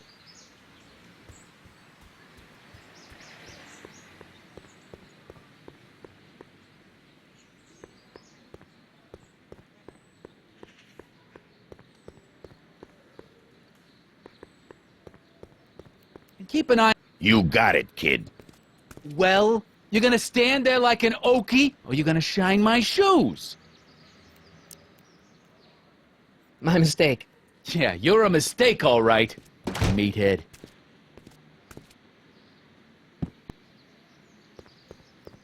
No screw-ups tonight, you get me? I don't want this thing turning into another Shingle Springs fiasco. It's all under control, boss. Well?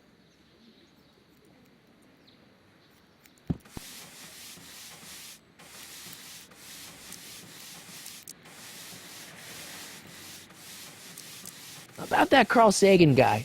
I'm sure he wasn't the one who burned down your speakeasy, social club. You're touching a sensitive nerve, shoeshine boy. A little more rubbing, a little less talking.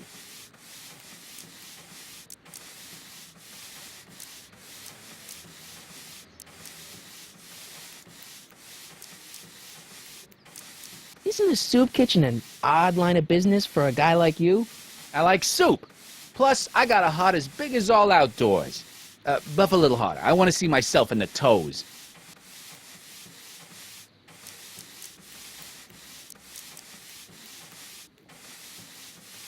So, one more thing about that hat.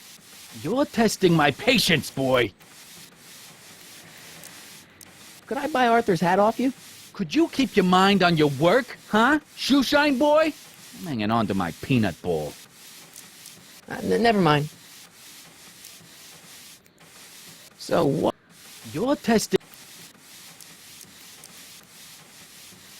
I sure could go for some peanuts. Lucky for you, I'm in a giving mood.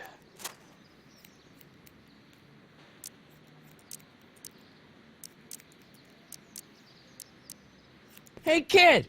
Yeah? What the hell is that? Hey! What did you do? Oh!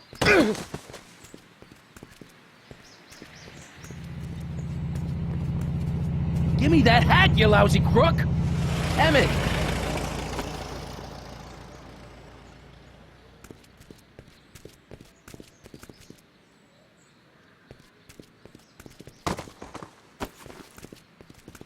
Emmett!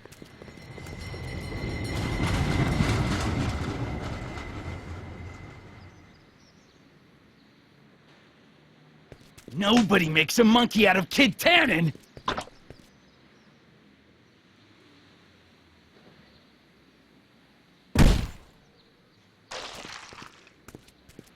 Ow! Fix me up!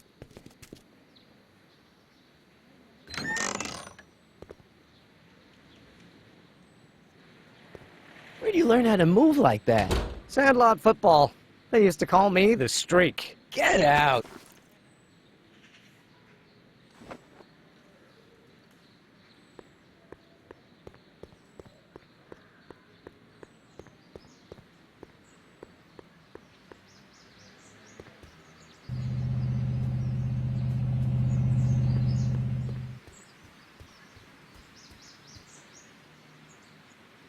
We'll get that subpoena delivered.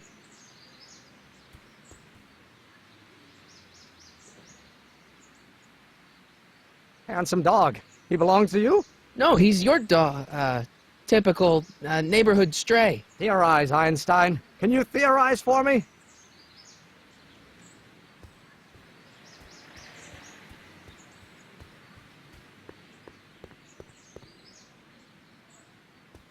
Nice bike. Huffy? Huffy? I'm not huffy. I'm passionate. Passionate about justice, safety, law, and order. Never mind. Hey, Miss Strickland. Oh, hello, Mr. Corleone. Try not to draw any undue attention my way, I'm gonna say. I know a place where the Stay Sober Society can meet. Oh? Where? The Brown residence. You mean Judge Brown's place? Yeah, I happen to be good friends with his son Emmett, and he's told me the judge would love to lend his place out for, you know, good causes like yours. Really? Why, that's the most generous, public-spirited offer I've received in a month of Sundays. Please, tell your friend Emmett we accept. The meeting isn't due to start for a little while, so that'll give our people some time to set up. You asked me to tell you if one of the local charities is running low on soup. Does somebody need a visit from my soup cycle?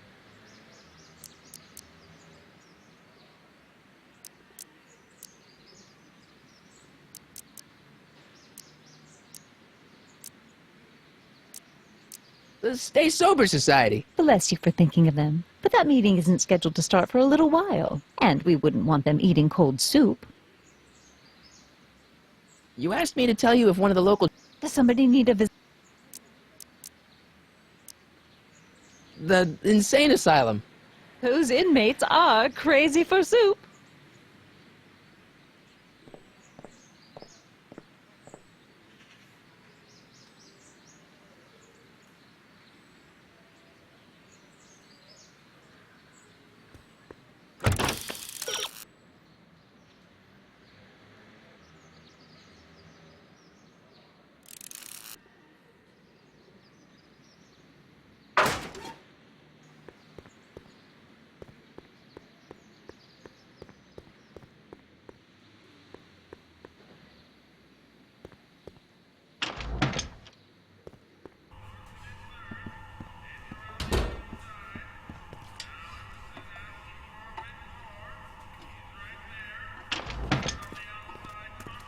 Hey, cue ball. What? The truck just arrived with a fresh shipment of, soup. Soup? Soup? Well, this is the regular soup, and this is the special soup. Right. Special.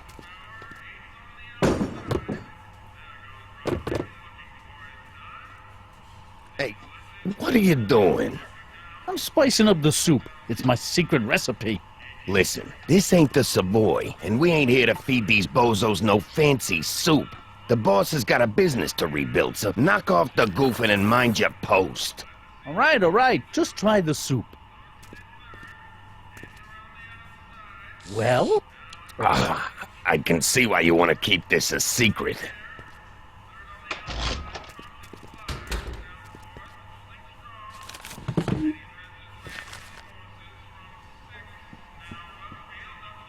Excuse me. You talking to me?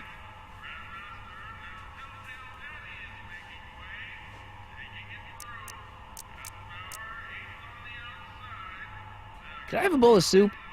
We're a soup kitchen. What do you think?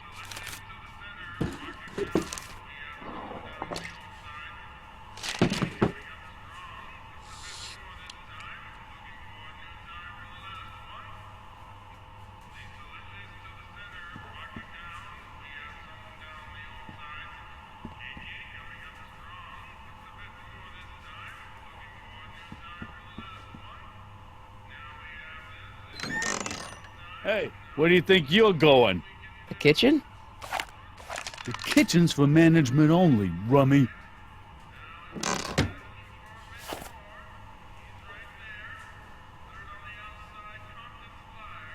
Looks like these pipes go into the basement.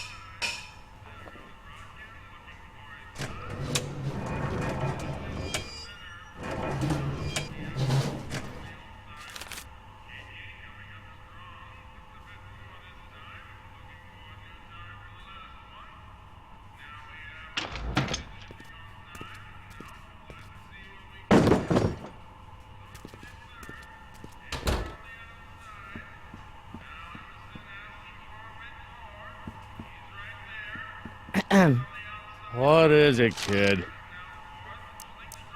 I still think the soup needs more flavor.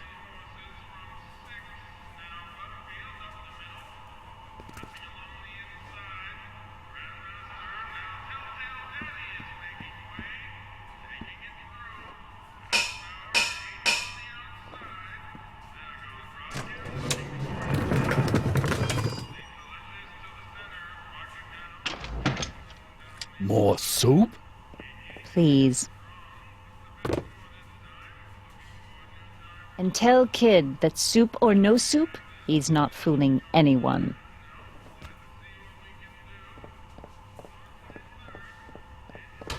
Edna picked up the barrel of hooch. Now all I have to do is to get it from her somehow.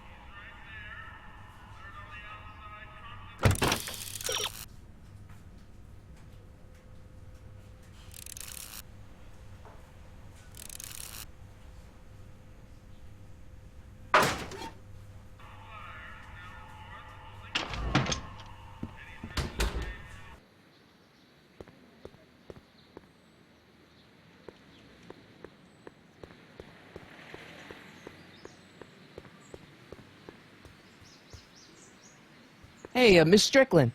Oh, hello, Mr. Corleone. I'm afraid I haven't much time. The meeting of the Stay Sober Society is due to begin very soon. You asked me to tell you if one of the local charities is running low on soup. Does somebody need a visit from my soup cycle?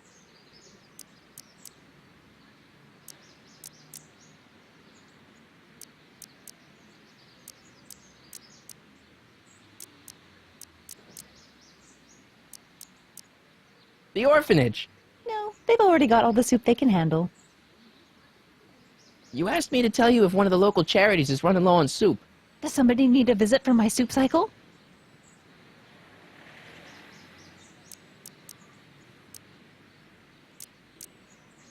The farm for unwanted children. No, they've already received their quota for the month. You asked me to tell you if one of the local charities is running low on soup. Does somebody need a visit from my soup cycle? The Stay Sober Society. That's right! They'll soon be gathering at the Brown estate, and we haven't provided refreshments. I can't get over the generosity of your friend Emmett, volunteering his father's house for our meeting. Huh? Wait there!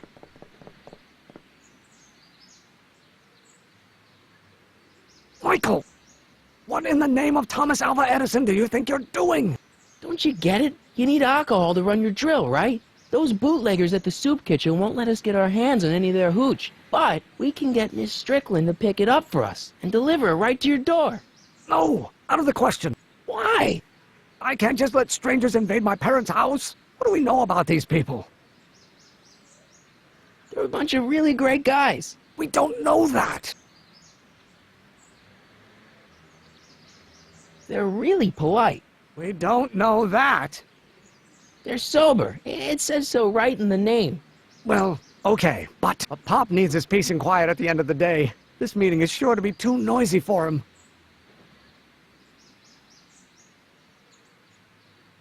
So get your dad a pair of earplugs. I can't tell my father to wear earplugs. What's wrong with a little noise? It'll be like a party. My Pop is not the partying type. They'll be quiet. You'll be quiet, right? Oh, yes! I play my tambourine very softly. You hear that? Yes, but... But what? But it's still impossible. But I promised Miss Strickland. It means so much to her. The answer is still no. But think of the Stay Sober Society. What'll happen to them? They can all fall off the wagon for all I care. Okay, forget the whole thing. We don't have to test your rocket-powered drill tonight. We don't? No. I'll take the train back to Washington and I'll tell the folks at the office to give the patent to Dr. McCoy. Wait!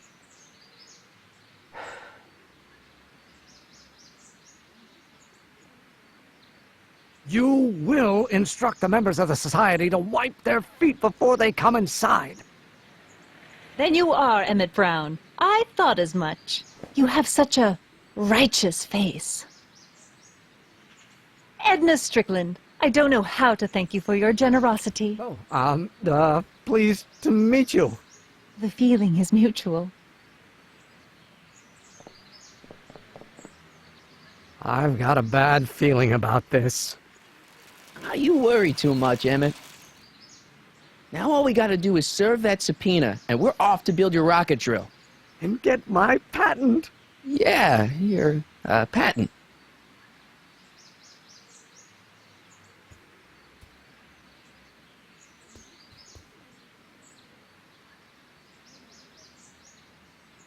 Theorize, Einstein. Can you theorize for me?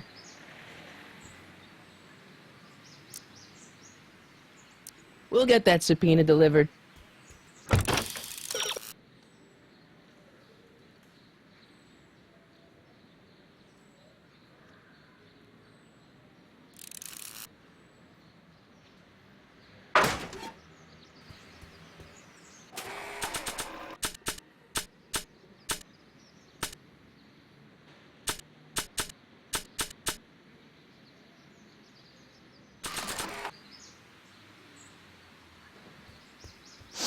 Hey, honey, come here for a sec, boy. Hey, boy, can you find the guy who belongs to this hat? Where's he going? Only one way to find out.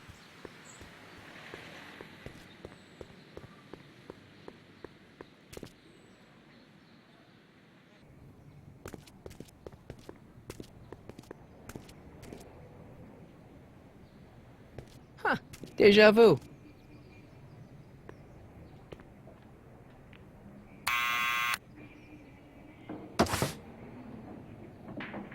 Yeah?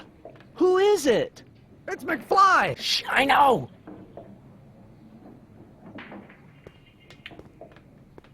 Hey, Arthur, can you come down a minute? Do I know you?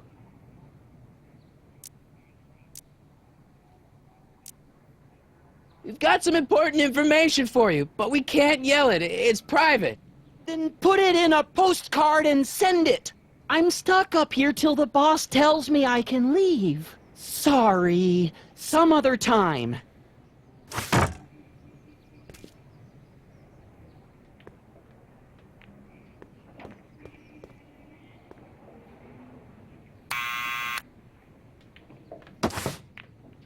What now?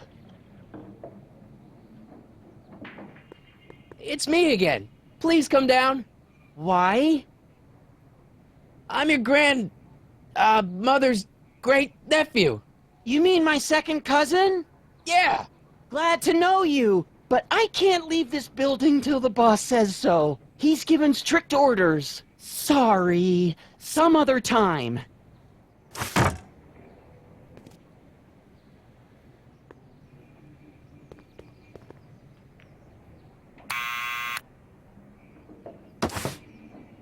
What now? It's me again. Please come down. Why? We've got something for you.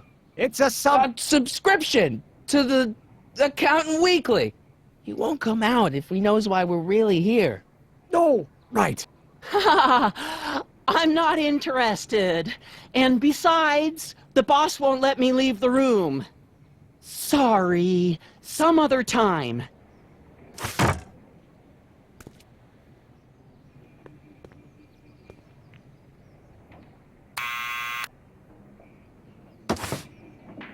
What now?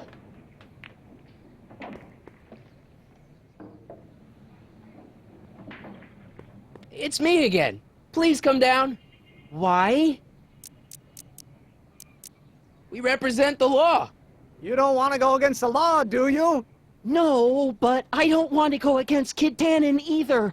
And he ordered me to stay put till he gives the word. Sorry, some other time.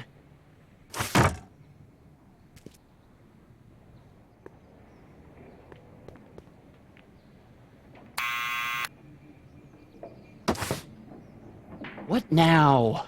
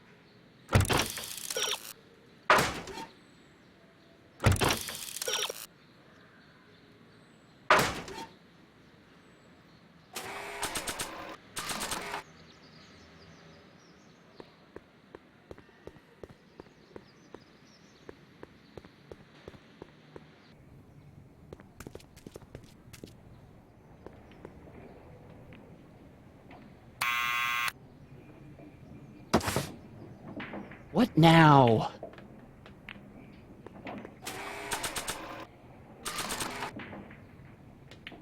I'll give it back to him after I give him the subpoena.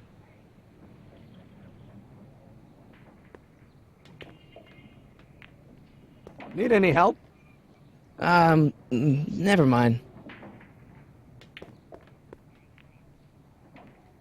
It's me again. Please come down. Why? We've got some important information for you, but we can't yell it. It's private. Then put it in a postcard and send it. I'm stuck up here till the boss tells me I can. So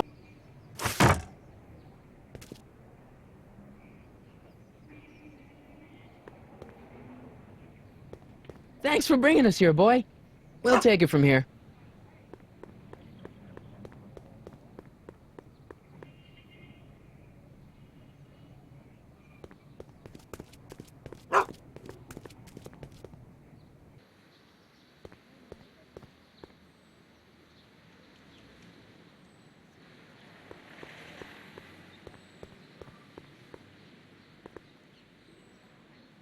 Psst, Doc!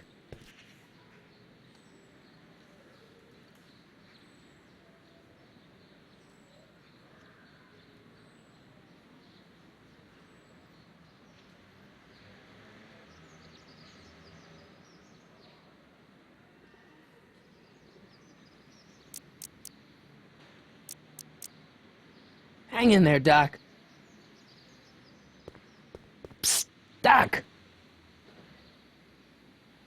Guess what? In order to free up your younger self to complete the rocket drill, I'm gonna have to serve my own grandfather with a subpoena. Great Scott! Actually, his name's Arthur. He's Kid Tannen's accountant. Marty, whatever you do, it's vitally important that you don't alter your grandfather's future in any meaningful way. The consequences... Could be catastrophic. I know, got it.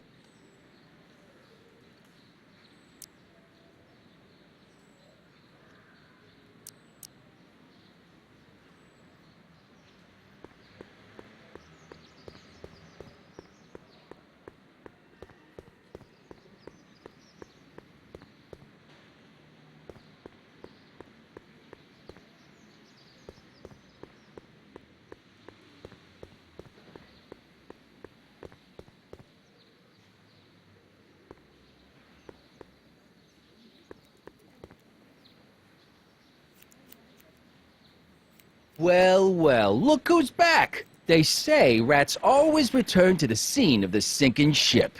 Get 'em, Matches!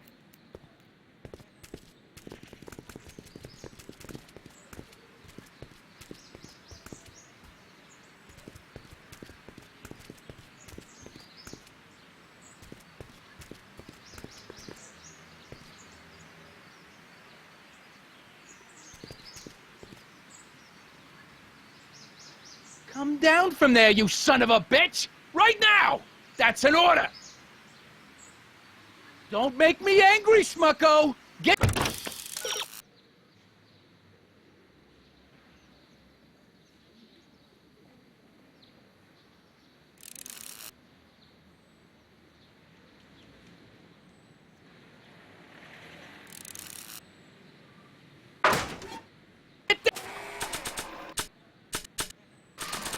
here and face the music! I don't want to record them right now. You can't get away that easy. Nobody puts one over on Kid Tannen and lives to tell about it. You're dead meat twerp. Better start composing your epitaph now, because I'm gonna call... What do you think you're doing up there, you scrawny little runt? Get down here right now! You're only making it...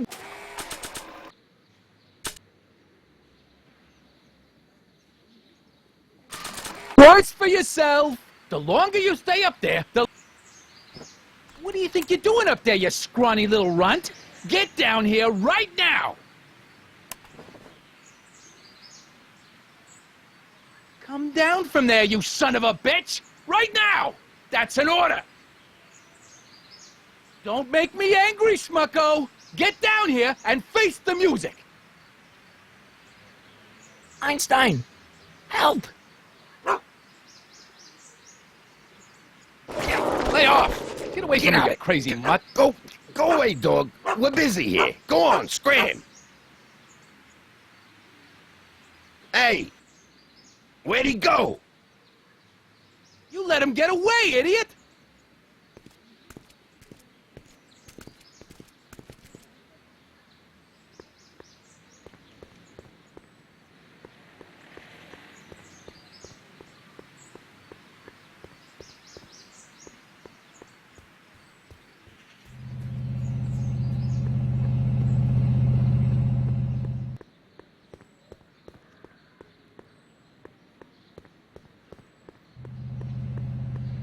I hope Arthur's still where I left him.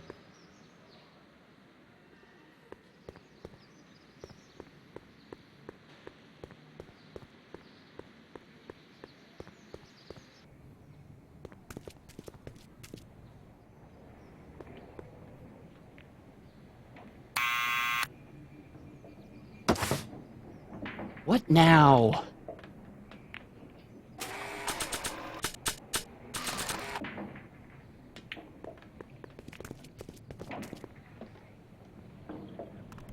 What do you think you're doing up there, you scrawny little runt? Get down here right now! It's Kid. Right away, boss. Where's Kid?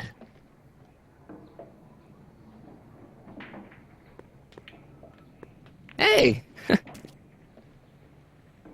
Arthur! Maybe I should have led with the subpoena.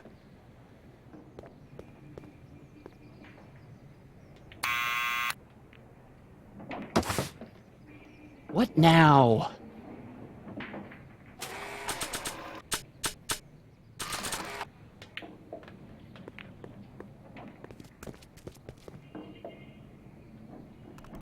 What do you think you're doing up there, you scrawny little runt? Get down here right now! It's Kid. Right away, boss. Where's Kid?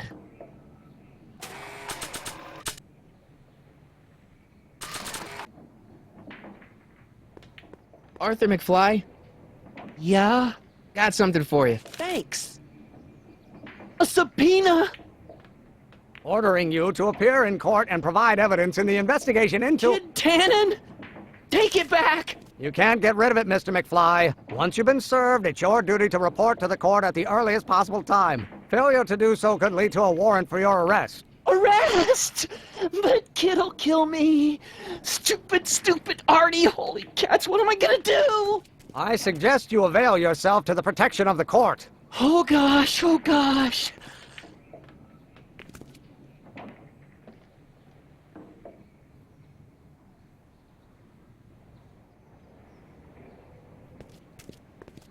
Well, we've served the subpoena and gotten a barrel of booze delivered to your house. Looks like we're off to your lab to build your rocket drill. You do have a lab, right? What kind of future patent holder would I be without a lab? Come on.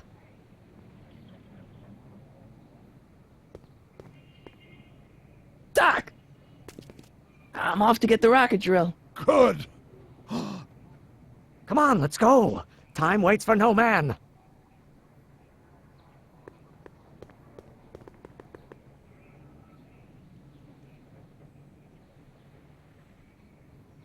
Are you sure this is gonna work, Emmett? Don't let the ramshackle nature of my laboratory fool you. If all goes according to plan, we'll soon be in possession of the most powerful rocket fuel known to man. That's great. How? Oh, it's very simple. This crankshaft induces a powerful direct current into the electrolysis chamber, producing hydrogen, which must be periodically released into the primary distillation barrel. While tending to the hydrogen, we'll also need to regularly sprinkle these shredded protein flakes into this aquarium of tuber bacteria to generate the necessary nitrogen to catalyze the reaction. Cool. Oh, hot! Extremely hot! The temperature of the reaction must be kept at a steady temperature of 623 degrees Kelvin by carefully pumping these bellows. Any questions?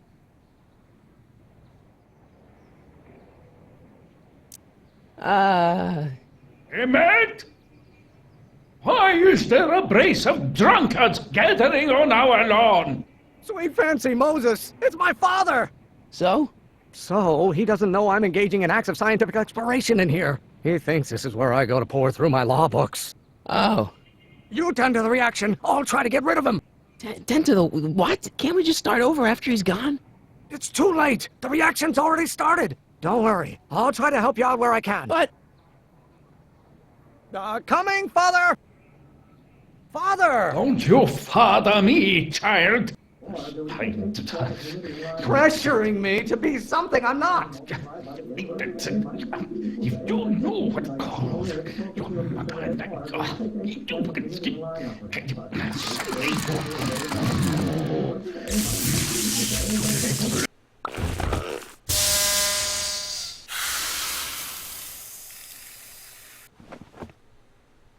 Listen to the words I'm emphasizing. Don't you turn your back on me! Why won't you release me from your unattainable expectations? You don't know what calls your mother and Someday you are going. You will have to learn. This isn't food for thought, Pop. It's gruel. People don't know. That's it. If you know what called your mother and I. Don't you have a release valve on your mouth somewhere? Oh, you will have to learn. To learn. Excellent. Now twist the valve there. Great. We're about a quarter of the way home. Emmett, get back here! Oops. You're going to find Why don't you go feed the ducks, Father? I hope someday you have children and you will look. I don't. Yes, The hotter you get, the more I know I'm right. My blood pressure. This may come as a shock to you, Pop, but not everyone wants to be a lawyer. I hope someday. You have no idea what kind of pressure I'm under. I don't. Yes, my son. Law? What use is a microorganism for law?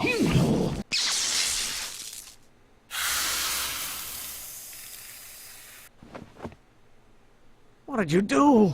Emmett! You're going to find Maybe out. I should just get struck by lightning. Would that make you happy? I hope someday you have children and you will look. Why don't you go feed the ducks, Father?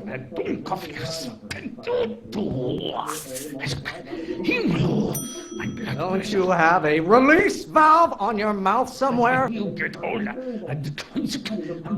I hope someday you have children and you will look. I don't know what's eating you, Father, but I wish you would go on a diet. You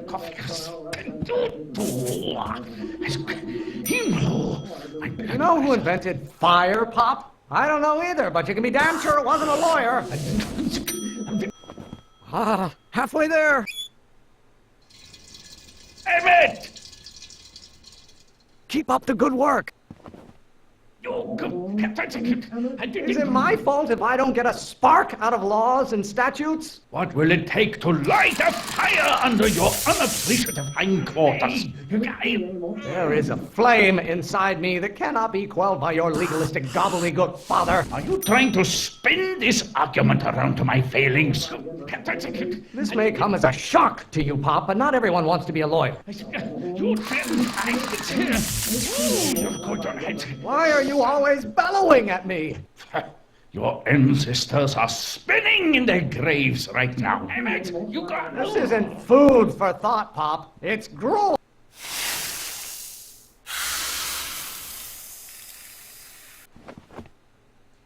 Just pay attention to what I say. Emmett!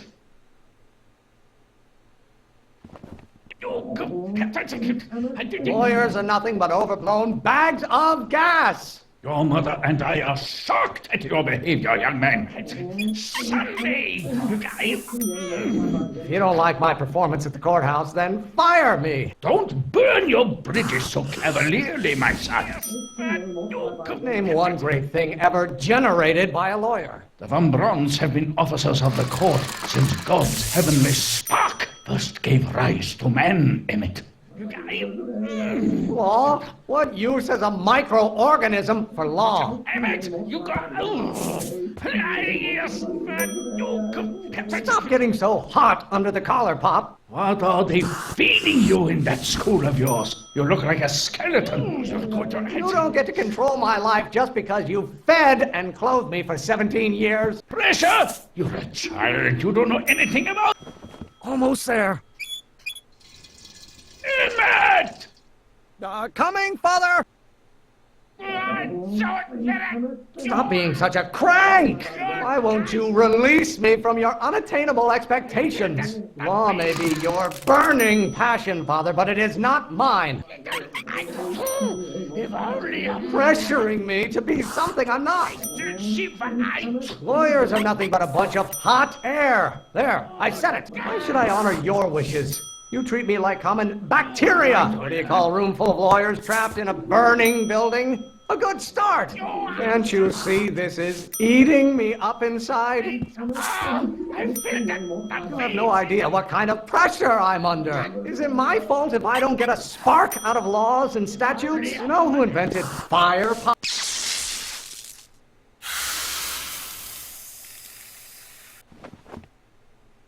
I thought you were a scientist! Mate!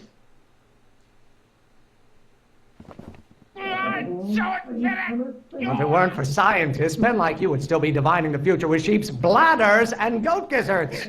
Why don't you go feed the ducks, Father? The hotter you get, the more I know.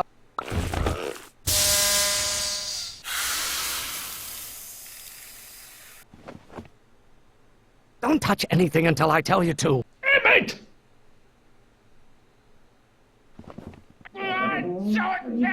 Why must you always scatter condescension my way?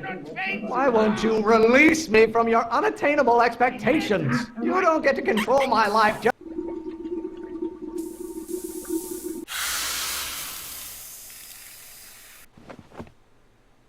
Listen to the words I'm emphasizing. Mate!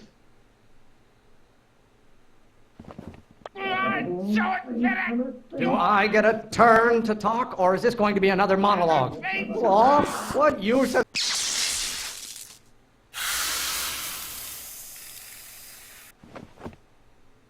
What did you do? Mate! If you don't like my performance at the courthouse, then fire me!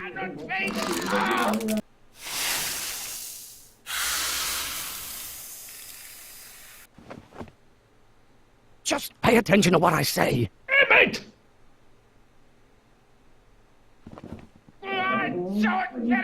This isn't food for thought, Pop. It's gruel.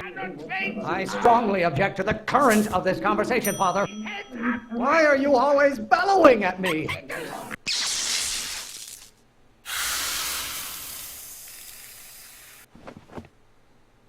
I thought you were a scientist. Mate!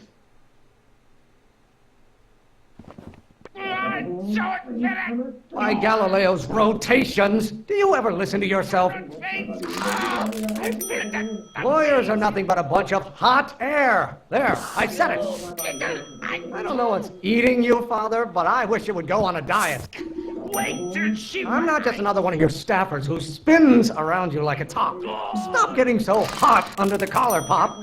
How many times do I have to prove myself to you before I can shake your overbearing criticisms? Maybe I should just get struck by lightning. Would that make you happy? Law may be your burning passion, Father, but it is not mine. Why should I honor your wishes? You treat me like common bacteria. Pressuring me to be something I'm not. Can't you see this is eating me up inside? You are going to learn, boy. You learn.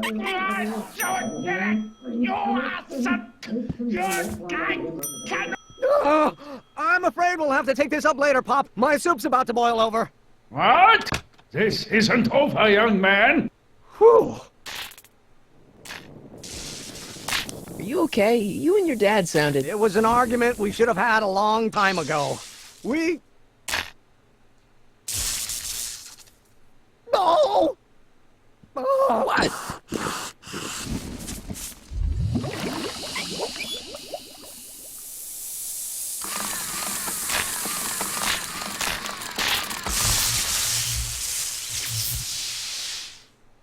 Eureka! Now all we gotta do is fuel up the old rocket power drill and you and I can... I can take it and go.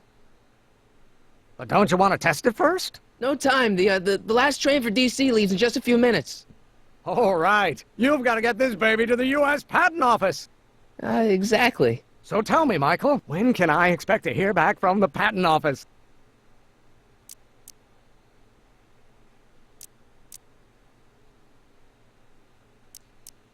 Oh, in about, I'd say...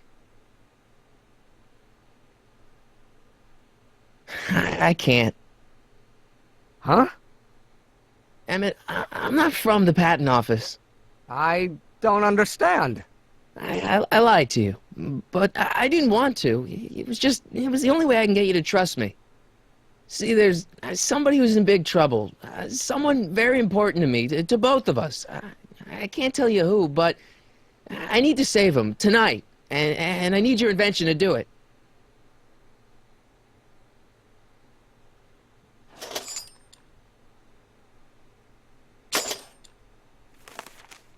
I'll get it back to you, I promise.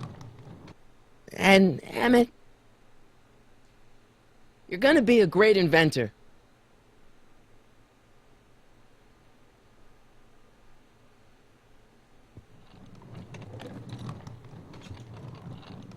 Wait! Keep the throttle at about 8.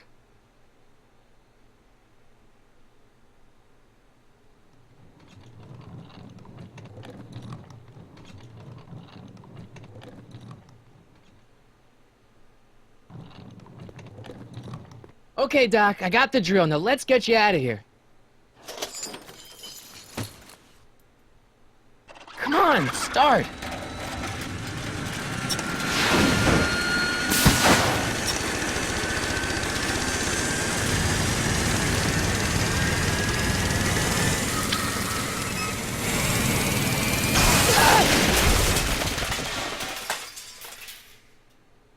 Mr. Corleone!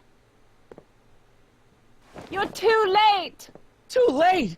But Doc's not supposed to be... Doc!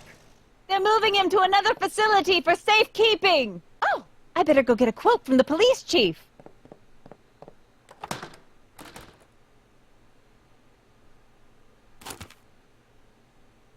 Paddy wagon intercepted. Suspect slain. Then they're still after him. But how am I gonna rescue him now?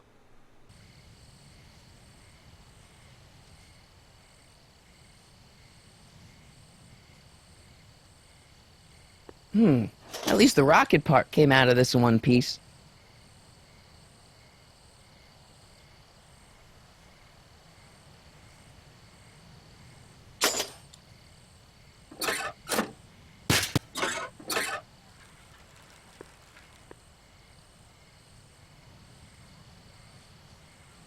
All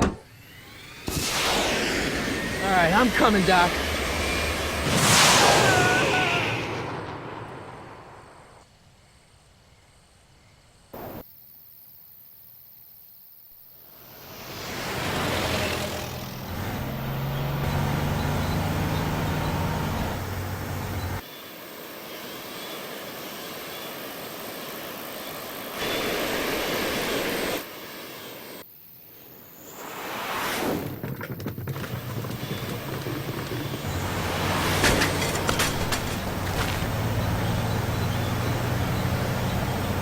Marty! You're still in danger, Doc. I've got to get you out of here. What's that? I said you're still in danger. Never mind, never mind. Get me out of here, and we'll talk later.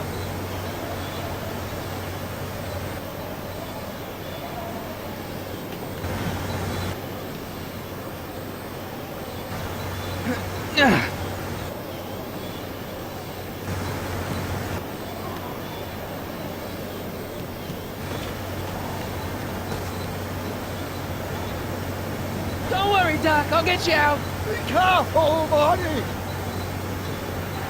I'll be back. I'll wait right here.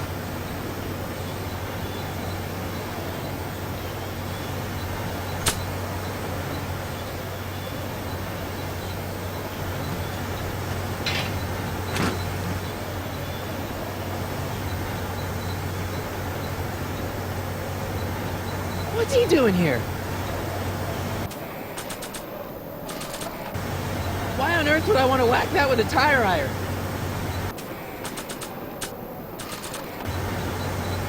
No good. The window's shut.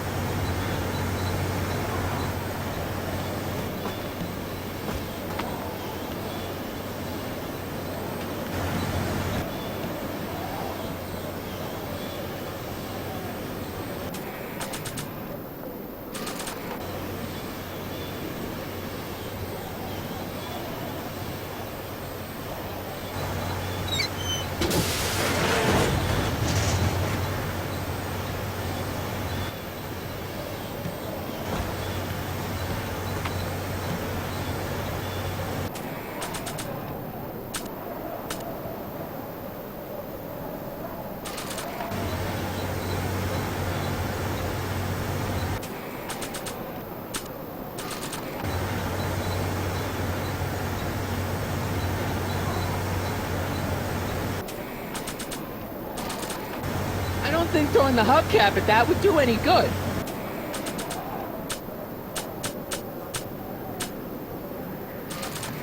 Not sure what that'll do.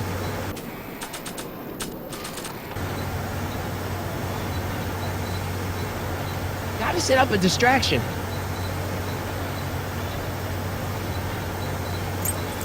Keys. How do I get them?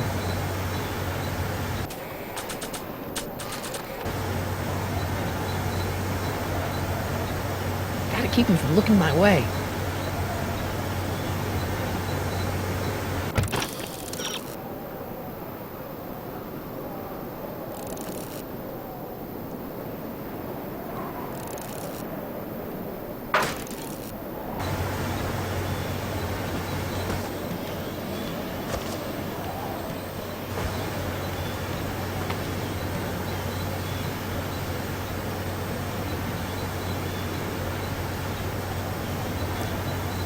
Keys are on the dashboard, but I can't reach them.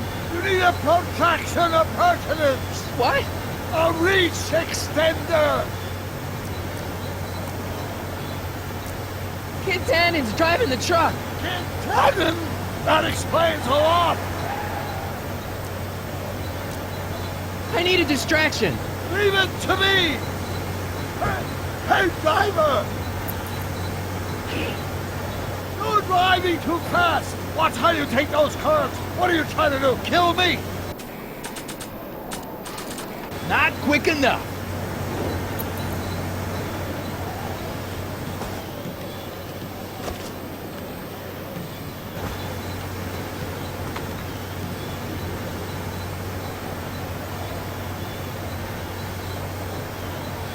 Not sure what that'll do. Not sure what that'll do.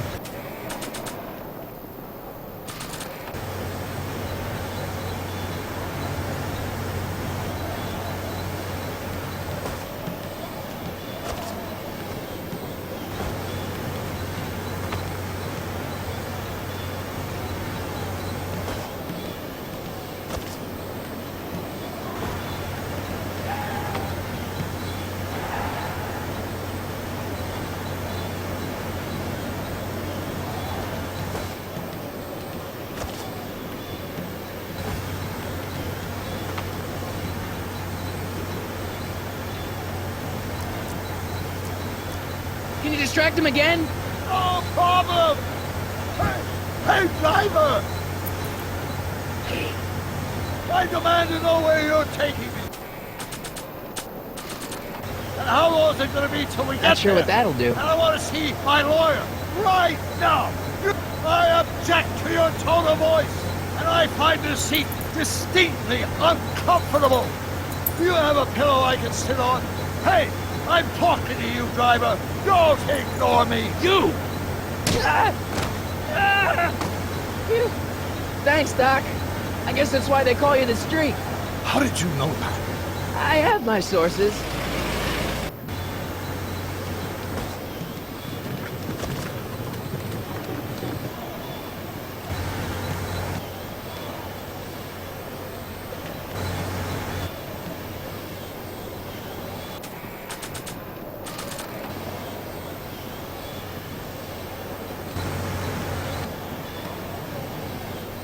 Not sure what that'll do.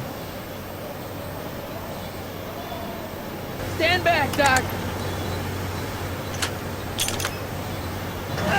Marty! Oh!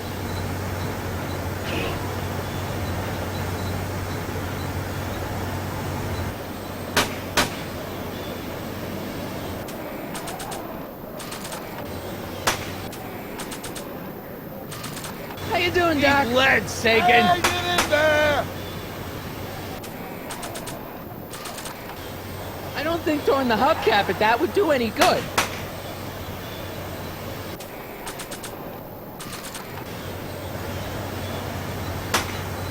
Where are you? Ow! Son of a bitch!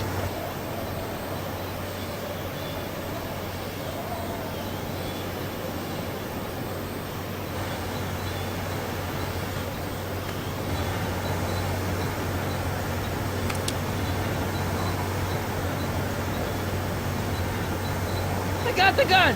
What now? Try not to aim it at my head! I got the gun! What now? Try not to aim it at my head!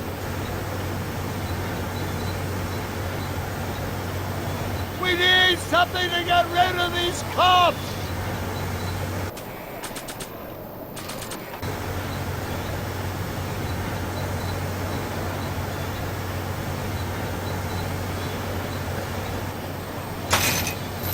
Oh! This is a rescue! That's the idea! Doc! What? Got any ideas? Doesn't, but none of them are applicable to this situation! So what do we do now? I was hoping you knew! Why couldn't your younger self have built us a hoverboard? They won't be invented for another 84 years! Doc, the throttle! Why? Oh!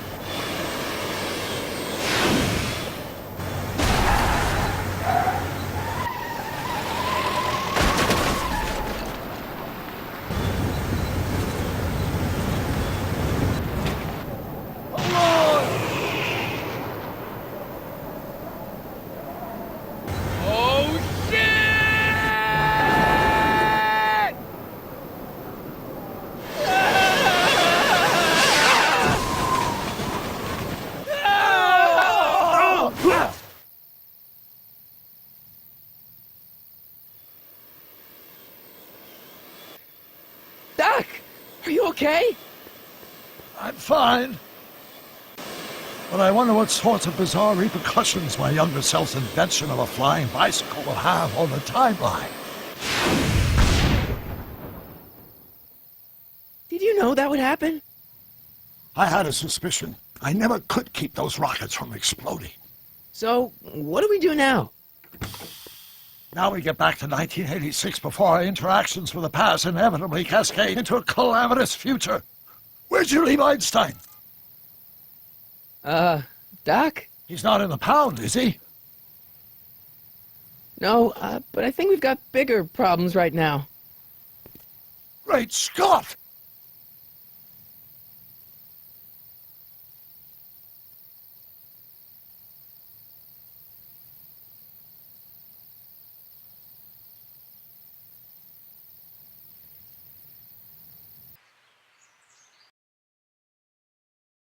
Doc! What's happening? I don't know. We'll have to be careful not to run into ourselves. Hey, fellas. All right, McFly. Let's go see the boss. History says Tanner will be arrested by a rookie cop by the name of Danny Parker. I fear that nothing will save Hill Valley from descending into the fires of chaos and corruption. Nothing is over until Kid Tannen says it's over.